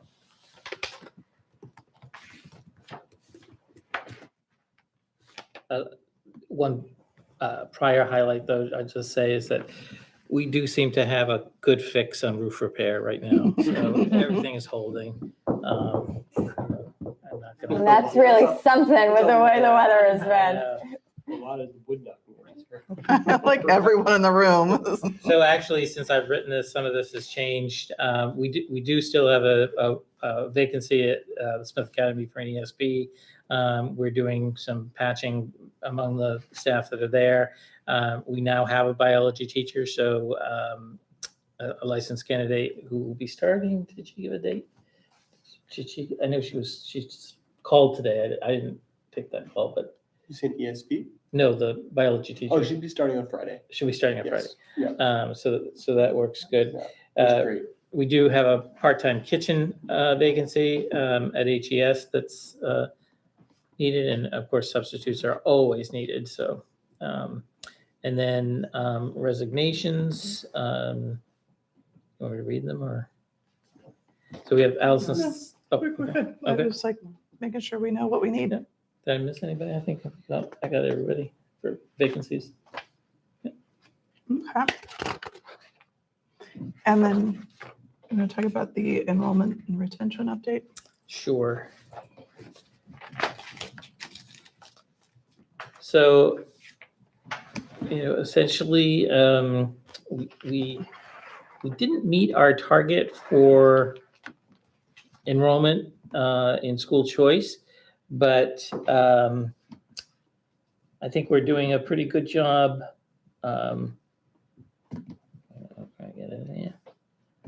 Keeping our kids that we have. And again, this is also a moving target. We did have a family leave on Thursday, I think. So that impacted, I believe, two students. One at each school that's not reflected, I don't believe, in these numbers. And we did run a school choice ad on the radio, but we haven't, as of yet, seen anybody come through that. But we have 15 days. So hopefully there's some people out there that want to still come through school choice and be a part of it. We are. Our pre-K numbers are a little smaller than what we had hoped for, but we're very strong in kindergarten. I think all of our other classes are right on in terms of where we thought we would be, unless we also did get a school choice influx. I'm proud of our grade 7 numbers. A good number of those students stayed with us in the transition from 6th to 7th, which is great. And I think, again, the connections that were done last year and hopefully will continue this year, I think will be a big, go a long way of helping our 6th graders know, what Smith Academy is about, and that's the place that they want to go to middle school and high school. And of course, we have a small 12th grade this year. So, we have room in all of our high school classes for more school choice. That's for sure. And residents to move to Hatfield, which would also be nice too. I see a few for sale signs out there. So Unusual. I noticed, well, I'm not the math person, but a nice trend in looking at these numbers. When I'm looking at grade 8 through 12, 20 is the highest class size. But 7 and below, we have some bigger classes coming up. And for me, that's showing we're doing a good job of trying to attract them younger.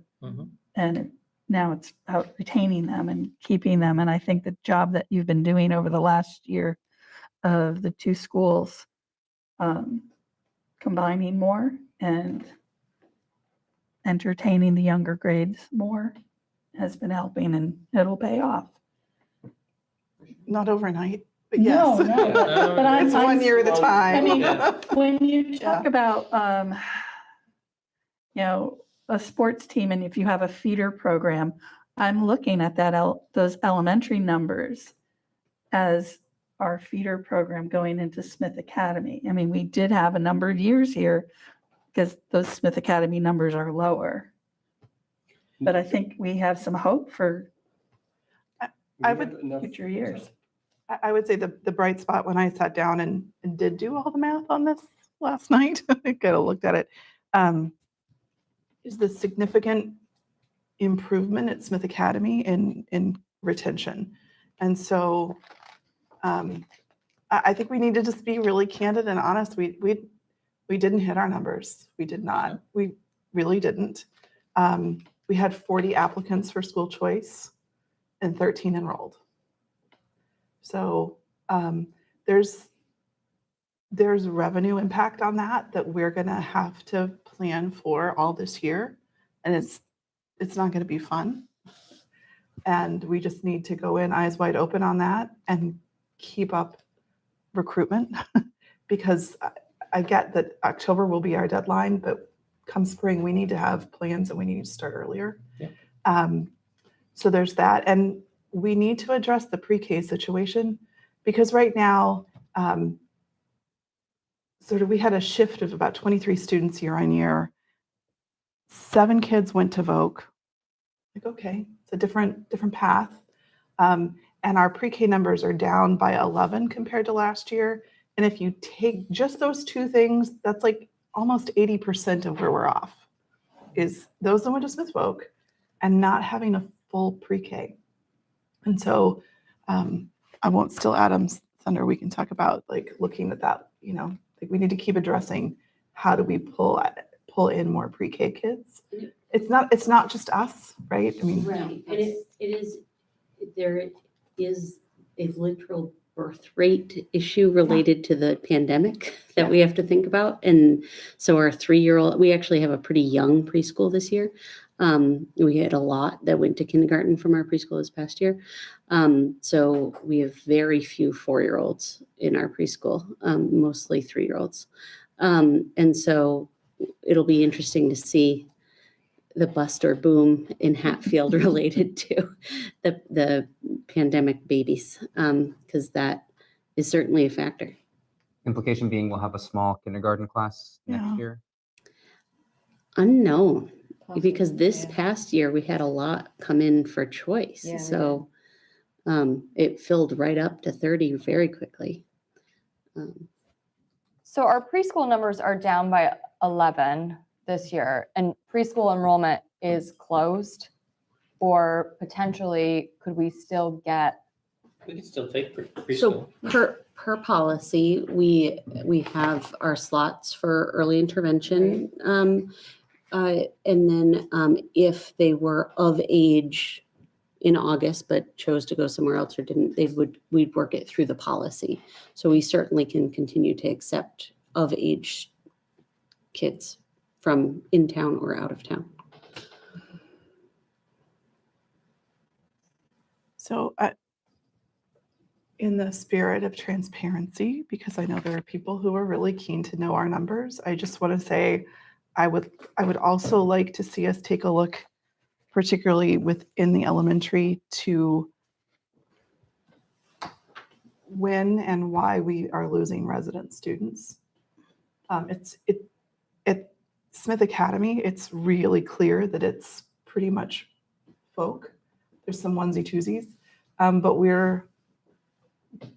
when the feeder school loses residents, that's just kind of a long-term issue. So I know I'm sure there has been investigation in, but I would think that would be a conversation worth having and understanding more, because we have some grades where they're very small.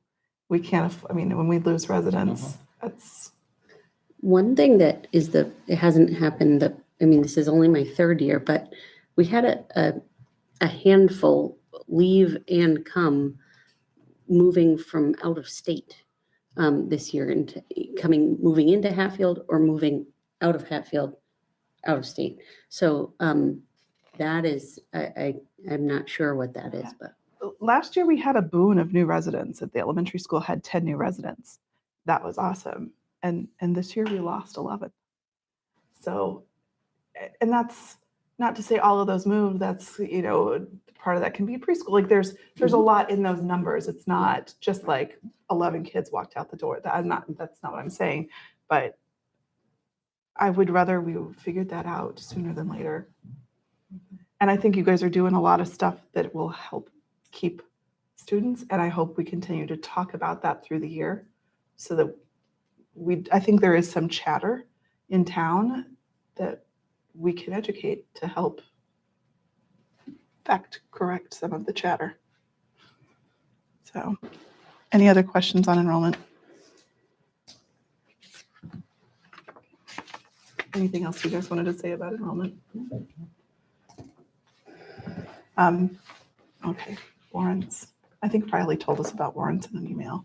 Yes, so the warrants now are being expected by the town earlier. So they're being expected on Mondays. There's a couple here today that need signatures.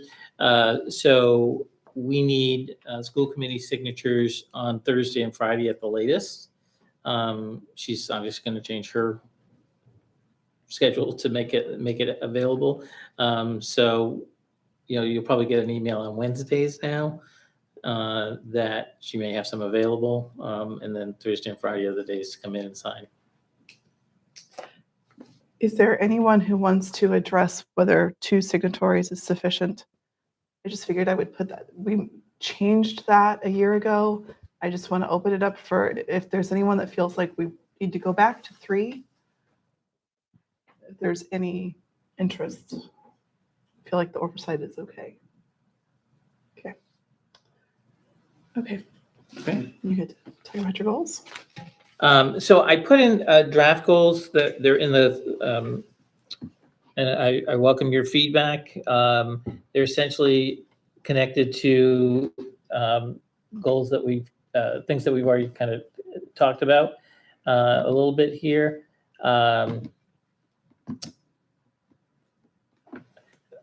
Less on what the goal is, but maybe the outcomes, so that people understand what they're about. So, I think what's really key is we have some capital investment that has to happen in order for our schools to be safe and to be really sound for our kids and our faculty. So I think that's a big conversation and some heavy lifting that needs to happen.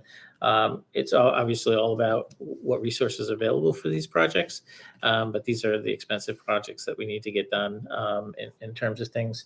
So the capital plan overall is the goal to have a plan that's articulate and then successfully marshal through the capital committee as well as the budget process to do that. We've got the VAC needs at both buildings. Some of those will have to be patched this year.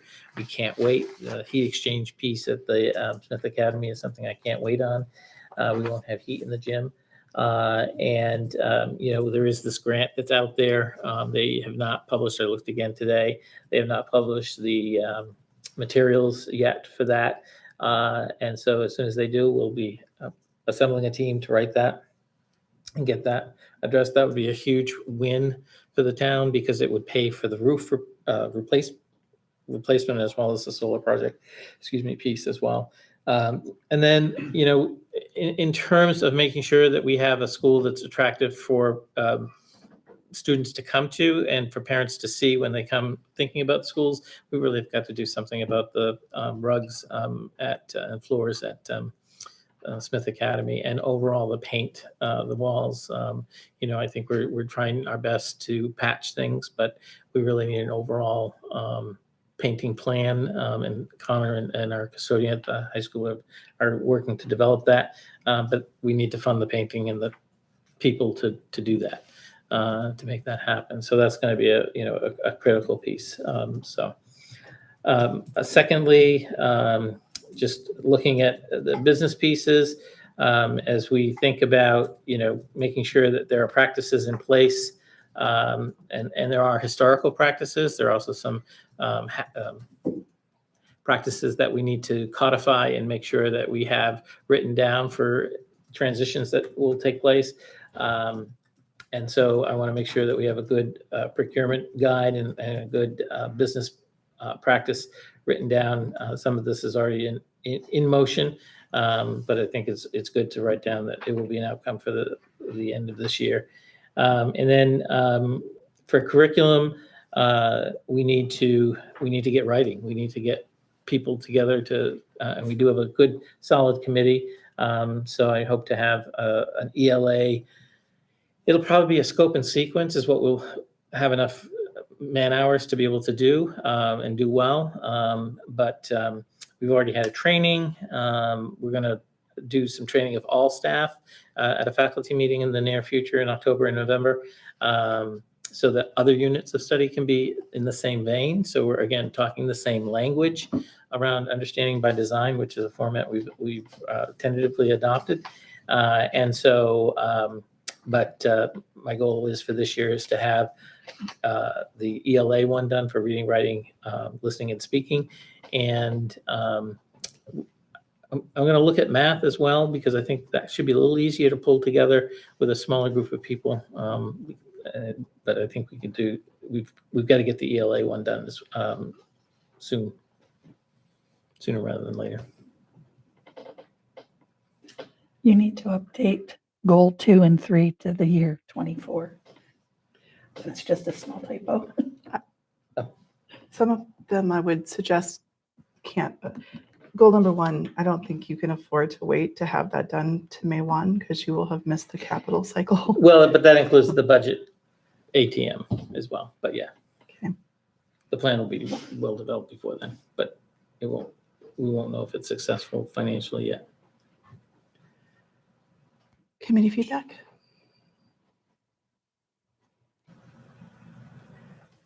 I would find it really helpful in a future meeting, not too far away, if you could provide some more specifics, particularly around goal number 2, just so that there was sort of a listing of like, here are all the things that will include. You could do like a table of contents. Just so we all know what we're expecting to see when we're finished. Sure.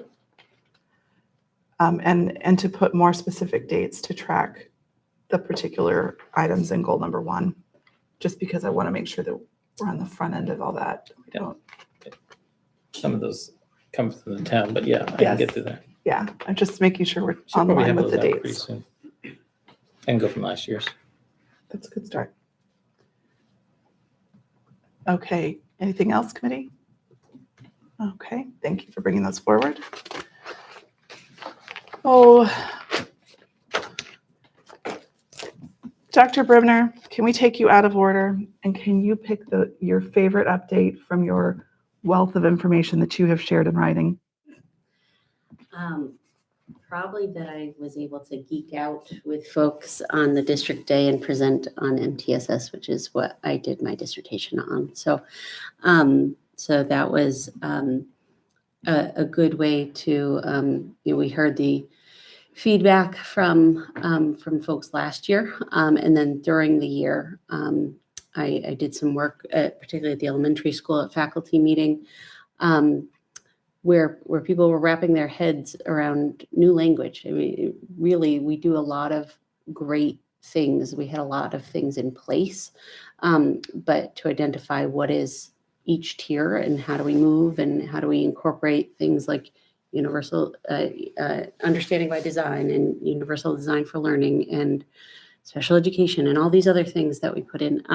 So we were able to do some activities around that where folks were able to map out their class in a percentage of, a hypothetical percentage of kids that access at each tier, and then what to do if the middle gets fat or the pyramid goes upside down.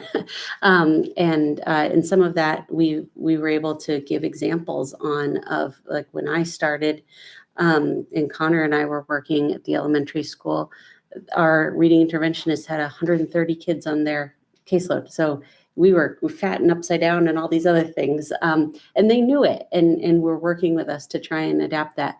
And so Connor and I started that work. Melissa took that on, and you've seen all this movement to increase tier 1. So we were able to really like show in practical terms the work that everybody's done to go through that.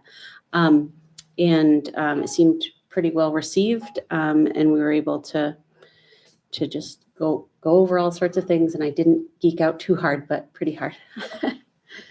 Yeah. Principal Petra, you want to talk about new programs and PD stuff? Yes, I'm thrilled. We had started this, Connor had started this and brought the foundations with a slow rollout. It should have happened that 2nd and 3rd grade were trained last year, but with a new iReady math curriculum, I felt that was going to be too much to take on, to have 2 completely new programs for them.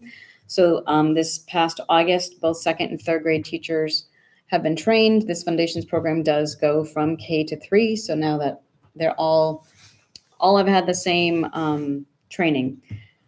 One of the things I omitted from this report is that, one of the things that we also brought in was Wordly Wise for grades 4, 5, and 6, because I felt like after the foundations and all of the understanding of all the 6 syllable types and how our English language works, it was like a drop off. It was like an abyss of what happens in 4, 5, and 6 for that matter, for either a spelling program or.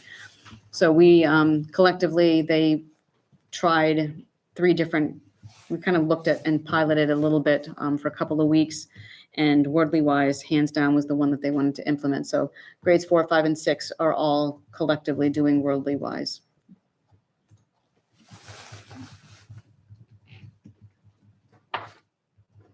Dr. Driscoll?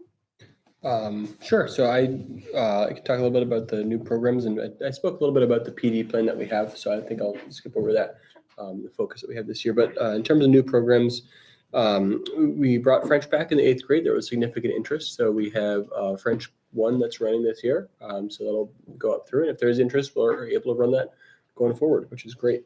We're able to offer a number of new music courses, and I'm continuing to work with teachers as well as Ms. Gardner about scheduling to make sure these things can run. But we were able to offer chorus, beginner band, as well as songwriting and music tech. We're going to be looking some of those, even though there was some interest, it waned after we tried to schedule it. So we may be doing more individualized lessons too to get some students more proficient quicker. So we're continuing to work on that. We're able to offer AP Computer Science as well as AP Environmental Science this year, and a new program called Tinkercad, which is a kind of an engineering design course that involves computer programming as well. And it's Tinkercat or Tinkercad. CAD. See, that's why I was like, cat, yeah. I mean, they may design a cat and print it out of our 3D printers, but Tinkercad's no, a that's CAD. novel. Yeah. And it's really neat. The students that are taking those courses are really really invested and involved in those, and all intend to go into the computer science field. So that gives us a great jumping off point to start looking at internships and work studies and partnerships with within the computer science field, which is something we've been trying to develop for a few years now too. So AP Computer Science, Tinkercad, what was the one in the middle? And AP Environmental Science as well. Okay. Are those all new? They're all new this year. Yep. Did we lose any AP classes? We did not lose any AP classes. We So just how many added AP 3. classes does that put us up to? I think we're up to 8 now. Yeah. Which is pretty substantial given our size. Yes, it is. Sorry, we started going so fast. I had 2 quick questions. Yeah. on No, I those. was going to go back On for those. everybody, all of them at once. Oh. Go for it. Thank you. Who was the consultant that was coming back in for data team meetings? Teresa Abdil Janti from the University of Hartford. And then, how are parents? So if kids are going through the assessment process that we just talked about, and they're being benchmarked and they're being picked up for MTSS and tiered supports, how are families being notified in some way that, like outside of like parent-teacher meetings or anything, like we've run this assessment, here's where your child scored, and we're thinking that we would like to pick them up for. So Yes. just one piece before, when we talk about MTSS, it's all of it, right? So tier 1 is what everybody gets. So the whole system is MTSS. I'm thinking what you're asking, please correct me if I'm wrong, is around if a student gets more targeted or out of classroom intervention. Is that what you're asking? I'm saying outside of tier 1 support that's occurring in the classroom, if you're bringing in a reading specialist that's going to start seeing the student in the classroom for sessions or outside of the classrooms, would you consider that tier 2? Tier 2 or tier 3? And would parents be informed if it was like tier 2 in the classroom? Yeah, that was a disconnect that happened in kindergarten last year. So yes, there's going to be a letter that will go home to our kindergarten families explaining that. That's a model that we started last year purposely to help all students. So we wanted to make sure that our reading interventionists were in classrooms, and they are 4 days out of the week, to work with every single student. So the goal really was, in our literacy plan, we say that we need students to be reading at a level 4 by the time they leave kindergarten. So many of them come in right now still not knowing letters, let alone not knowing sound. So the idea that we're actually going to get them to read and be able to read at a level 4 by the time they leave kindergarten is huge. So that's a targeted effort between what the classroom teacher is doing for their tier 1 lesson versus what they're doing in their center work, making sure that the ESP, who's also, that kindergarten para who's in there supporting, isn't giving letter identification games to kids who already know their letters. Then they're working with sight words, or they're working with some. So we made a huge shift last year in really targeting what that small group work was to tailor it to what the kids' needs were. And that was purposeful, and that made a huge difference. What we didn't do is we didn't say to families, when kids went home and said, oh, I worked with Miss Robinson today, or I was working with Miss Woodard, they weren't taken out of the classroom. They were simply part of a rotation that every student was involved with. So every kindergarten teacher worked with Miss Robinson or with Miss Woodard. It wasn't, your child needs extra service or extra support. It was just part of the new way that we were incorporating how we wanted our interventionist to be able to be in there supporting all kids in kindergarten. In grades 1st through 6th, that will look very different because they're more often than not, it's going to possibly be a pull-out. But yes, if teachers are going to be, if we have Ms. Robinson or Mrs. Woodard working with a tier 2 group of students in or out of the classroom, parents will be getting letters to explain that. And there's no permission that's needed. Like if it were tier 3 and there was pull out, it's not a permission slip. It's, or is it? I think the way it's worded is we let them know that, you know, if, especially if it's a pullout, I mean, yes, ideally I'd love to have an opportunity for them to be working and pushing into the same time frame that our teachers are teaching, you know, doing their reading groups. But if that's not possible, or it's too noisy, because sometimes we'll try that and it's just too distracting. The kids are too distractible. So in that setting, the teachers have said, either Miss Woodard or Miss Robinson, I would rather bring them to my space to do that. So in that regard, we're taking them out of the classroom. We want parents to be able to say, are you okay? This is what we're doing with your permission. So yes, we definitely will let parents know if students are being taken out of the room for any type of tiered intervention. And again, ideally, it really should be a 6 to 8 week. And if they need more, then that should still be a letter. Your child is still, they've been making some good progress. However, I think with another 6 to 8 week round of intervention, that would be beneficial for them. And it's the same for math or speech or Right. OT or Yes. writing or any other intervention that we may do with any other provider. Correct. So Denise Ippolito would do the same thing for math, if the math interventionist, if she were going to be pulling out students to work with her, she'd be sending a letter home as well.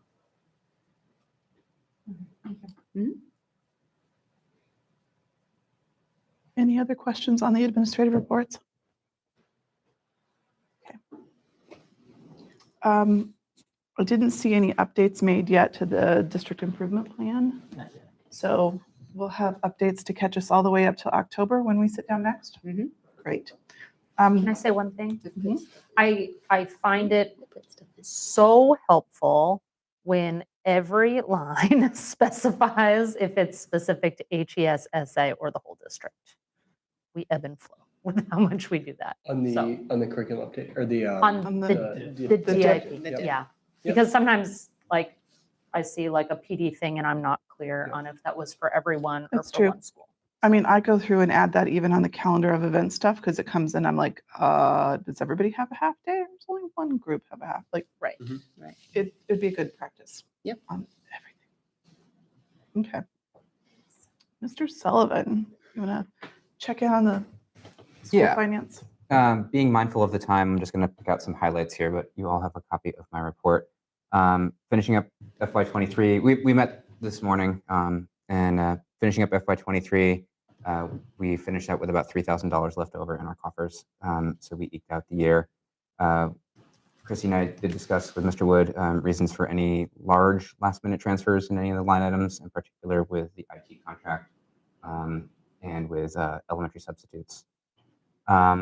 Looking into this year, we're getting a little bit more money from school choice funds than we had budgeted for, about $18,000, so that's good. We did discuss what's to do with the money that was allocated for the HES Spanish teacher that we are not able to hire for this year, unfortunately. We've had a couple of applicants, I think, but nothing ever came of it. So just discussing what we should do with those funds over the course of the year, if anything. We discussed with Mr. Wood some grants. He discussed the solar roof grant, still pending the paperwork on that. We're getting new water bubblers replaced with bottle filling stations instead.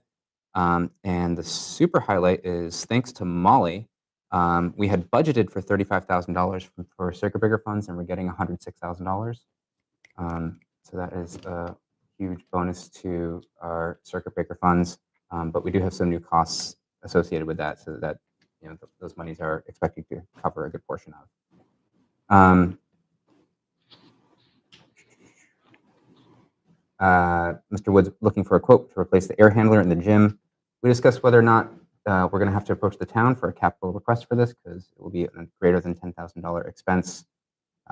So once we have more information about that, we'll have to decide how we want to approach funding that. We discussed contracts. Our busing contract expires at the end of the year, and so just making sure that we are getting the ball rolling on getting a new contract for next year, seeking any bids. I don't know if there's really any more than just one busing company in the area at this point, but There are several. okay. But I think historically they've only gotten one bid. Okay. We discussed pickleball this morning, but we discussed it at length already tonight. And we discussed preschool enrollment. As we noted earlier, preschool enrollment was down. We had 31 last year. We only have 20 kids this year. That has a budget impact. We had budgeted about $112,000 in tuition from preschool, and we're only anticipating now about $81,000. So that's something that we're gonna have to make adjustments for as the year goes on. Enrollment is down at other area schools. It's not just a Hatfield thing. Perhaps this is a COVID effect. So it's worth just tracking that. And we also had a decent discussion about options that we could do to solve issues for preschool parents to make our preschool more attractive. A lot of times with 3 and 4-year-olds, we're competing with daycare. And for working parents, it's hard to drop your kid off and pick the kid up, and there's no busing allowed for preschool. So discussed if we can consider options for bringing a before and or aftercare program for our preschools. I would expect that to be, if it's an option, it would be separate from our current box and aftercare programs because it's a younger group of kids. But and it'd be something certainly that we charge for. But if it's something that we could consider looking into, it might make our preschool more attractive to our resident parents and to our Everybody non-resident else. parents. Yeah. Excuse me, any questions on the budget update? So next up, we have scheduled the end of the year transfers. I understand that the sheet with the transfers is not the form we are accustomed to reviewing this in. So I had mine up. So there's a column that tells you here's what we had left. Here's what we would need to get to balance. Here's what we need to transfer to make that work. The column after that, excuse me, is here's what will be left in that line item once all that happens. The next layer of complexity comes in when we've had on 3 line items to add in monies from school choice to help offset some of the needs, because it's like think of them as 2 separate bank accounts. So one was going to be a little overdrawn. We're going to transfer some funds in. It's oversimplified way maybe, but Yeah, the expense was transferred over Yeah. to school choice where it was supposed to be. right. So it happens the other way around. But so we moved a sum total of about $34,000, $34,067.40 to get everything lined out so that we could get back to the balance that Adam mentioned at the start. $3,049.49. So Adam and I talked through what were the reasons for some of the things that were significant. I'm happy to answer. I'm sure Mr. Wood could answer. Any of us that sat in budget meeting today could answer what those were about. I will tell you, my questions are answered. I had to sort out the school choice money coming in thing. But now that I understand that, it tracks for me. So Is the school choice money coming in thing, is that the additional yes, in cell D178? yes. Okay.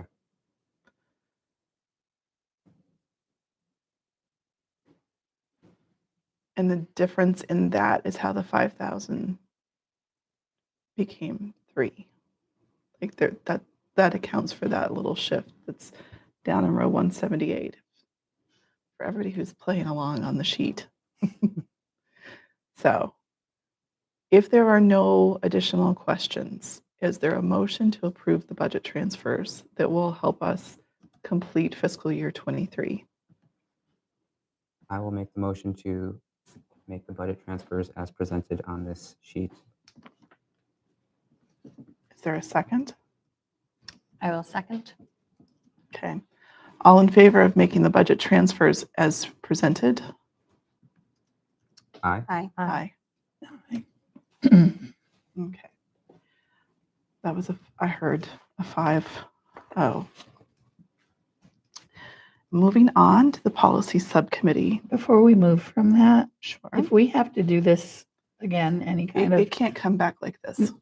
yeah, It just can't. I do not want it to look like this. It can just Is there a never. format you like better? And all the zero lines like Label. that are not relevant to this. Can we just like have only what is necessary? It needs to show here's what the line is, here's what we needed, here's what we gave to it, and where that came from.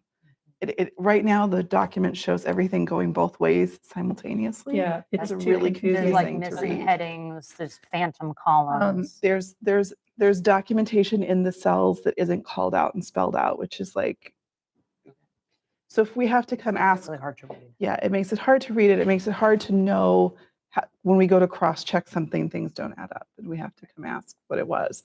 So looking at it and asking it, I get it, which is I think why Adam and I were like, let's go ahead and move this all.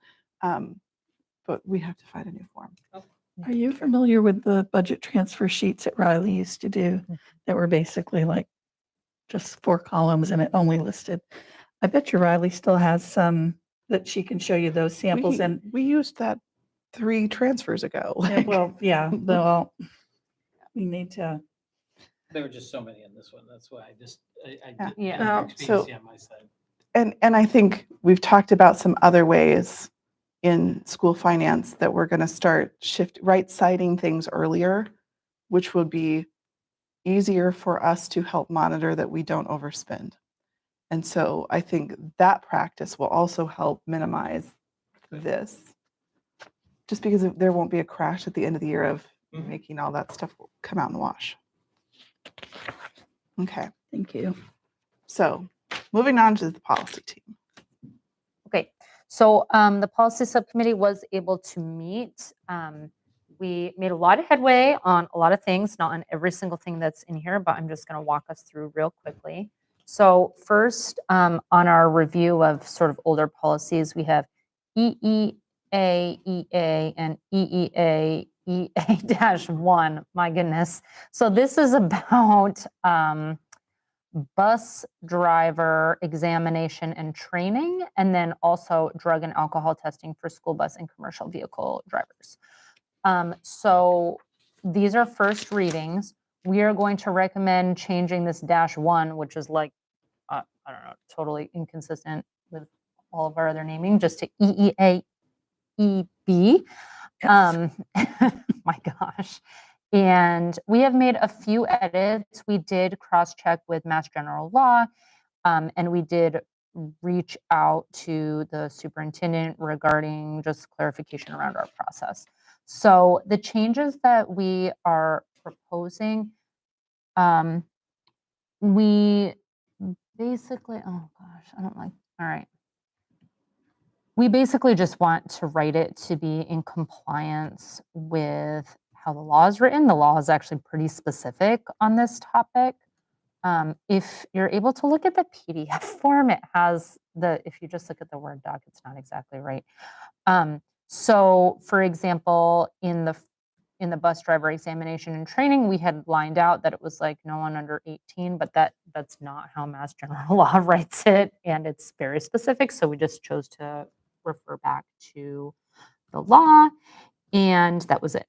It was just, we just wanted to like make it the same, and we updated the references.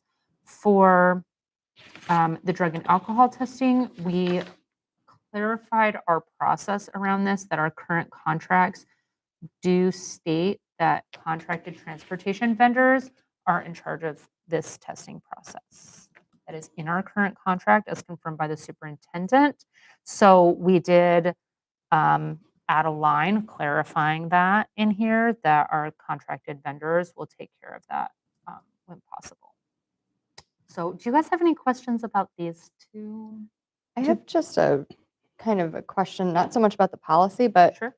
given the current state of it being really hard to find bus drivers, what does happen if the bus driver is sick and the bus company needs to find a substitute driver? Like, what are the chances that we would end up with a driver who hasn't gone through the system of checks? Or does the bus company have Yeah. like, the bus It's company. all like legally. Yeah. Okay. They put Yeah. too much at risk if they put somebody that wasn't licensed and so forth. I mean, we're fortunate that I believe all the owner team for Gripco has licenses, so they all drive if there's a sub needed. Yeah. not on Really, policy? like when or we did our research, we were like, the law is actually super specific on a lot of this, so we just made sure that everything was up to date and added the line just to clarify better vendors. Do you have a question? Nope. Okay.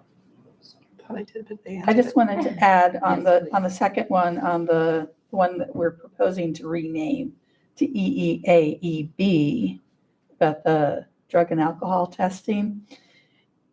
It became obvious to us that that policy really was more for districts that have their own bus company. Right. And so that's why the line in there was added that we found from another district about drivers that are employed through a contracted vendor. Right. So that's why all the other language is in there, is because the policy is basically for districts that have their own buses. Yes, thank you. Which I suppose we do for Van like, drivers. For van vans. Just for van Right, drivers. which is why we left it in there, because it Mhm. did apply to us in both instances then. Gotcha. So IHBBA-R is titled Handling Alleged Child Abuse by Educators. We reached out to the legal team with questions about this. This is sort of it.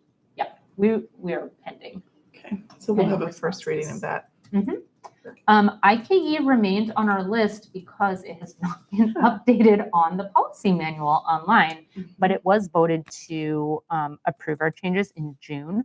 So the policy subcommittee, it had still been on the list because it's not officially updated. And we were just wondering if we could get some clarification on the procedure for updating the online policies.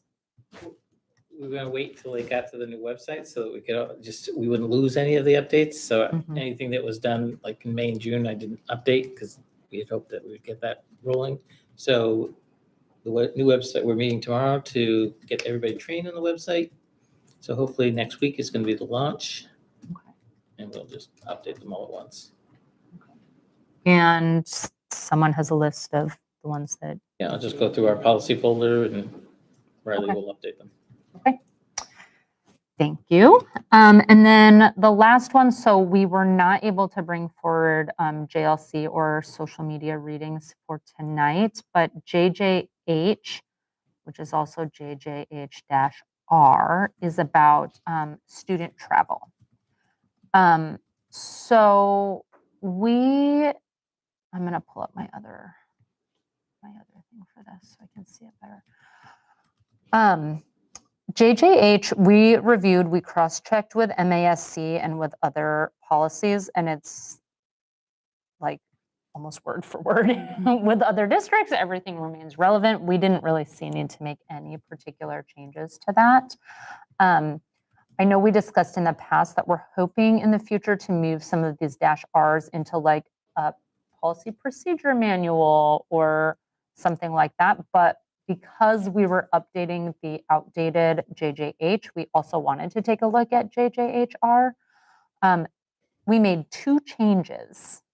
The first change was we had a lot of sort of vague wording about using private vehicles for overnight trips, which we did not find is in line with what most other districts Or allow, MASC. or other recommendations. It's not like against the law, but just legally, and when we looked at everything, we felt that, the law defines it as between like midnight and 6 a.m. We felt like we did not want to allow private vehicles from midnight to 6 a.m. So that's what we were proposing. And then also we updated like the website for the ratings. That website has changed. So we updated that. Anything else to say about this one? I don't think so. I don't think so either. Is there a practice that allows, if a group is on a trip and a parent wants to take their kid home, like We that's a did, we whole did different discuss that. Like thing? if you were privately transporting your own child, different situation, but So you essentially this- check them out of the school at yes. that So point. from our perspective, this was like the school taking responsibility for transporting students between midnight and 6 a.m. And we felt like we wanted to like not rely on private vehicles for that, to be like a little more in line with other districts and safety recommendations. Is there something is it in the handbook that would allow, if on a field trip, parents taking kids home that might have started on a bus, going home in a private vehicle? Is there a, I mean, if they come back to school and then go home there, I mean, parents can arrange for transportation of their kids. I seem to recall there's something about if you're on a field trip, like it's part of the permission slips that parents sign, the Washington DC trip. Yeah. If there is an issue with your child, that you have to come and get Oh, them yeah, you're and responsible transport to them come home. to- So I would think that that kind of Right. is what you're talking about. Also, like, if we can initiate that on our side, I would think the parent can initiate, I need to come pick Yeah. up my kid Mhm. in Washington tomorrow and drive them home. Yeah. I don't think we're going to say, no, you can't. no, I'm just, Were you asking about if, like a bus came back to the school? at a No, certain time? I'm really On a looking, field trip. because this is about, you can't use private cars for trips that are, so it's like the one place that would be allowable, I would think, is if you were picking up your own kid, or if there was some designated way you essentially checked your kid out and said, Becca has permission to pick up my Right. kid. Are we specifically talking about midnight to 6 still? Or are we just talking generally I'm now? generally speaking, Okay. because I would think that there would always be an issue if somebody just was taking a private vehicle in the middle of a trip. But In the middle of a trip. this we policy is specific to late. in the middle of a trip there, I mean, I haven't run into that. We do have occasions where private transportation is provided to and from field trips. If we have a small class and we have like 2 parent volunteers who could fit the whole class, we don't have to pay for an entire bus. And that's fine, That does provided not it's not happen at between night. midnight and Does 6 not happen a.m. between midnight and 6. And that's Yeah. like the differentiation for Yeah. us. I'm thinking late night sports stuff. There's probably not a lot of that though. Yeah, in sports stuff, they come back to the school on the bus And it's typically and close. get picked up at the Yeah. school. Just checking to see No. how all that threads. Yeah, definitely. Thank you. All right. That's policy, I So is your interest in bringing these 2 back in October? think. Yeah, I mean, if the committee is amenable to it, there wasn't a vote written on, but There's no urgency to vote any they're of also these. non-urgent. Well, it's just a matter of keeping progress moving. So we could bring them back, skip the second reading potentially. And If vote the on them. committee is comfortable with that, I'd be very comfortable because I think we made minimal. Okay. And then next month, we'll also have some new ones. Okay. So we will bring those back next month. All righty. There's a list of upcoming calendar events. And with that, is there a motion for adjournment? I have one update to that list. Yeah. The October 19th, the open house is at 6 o'clock, not 5:30. Great.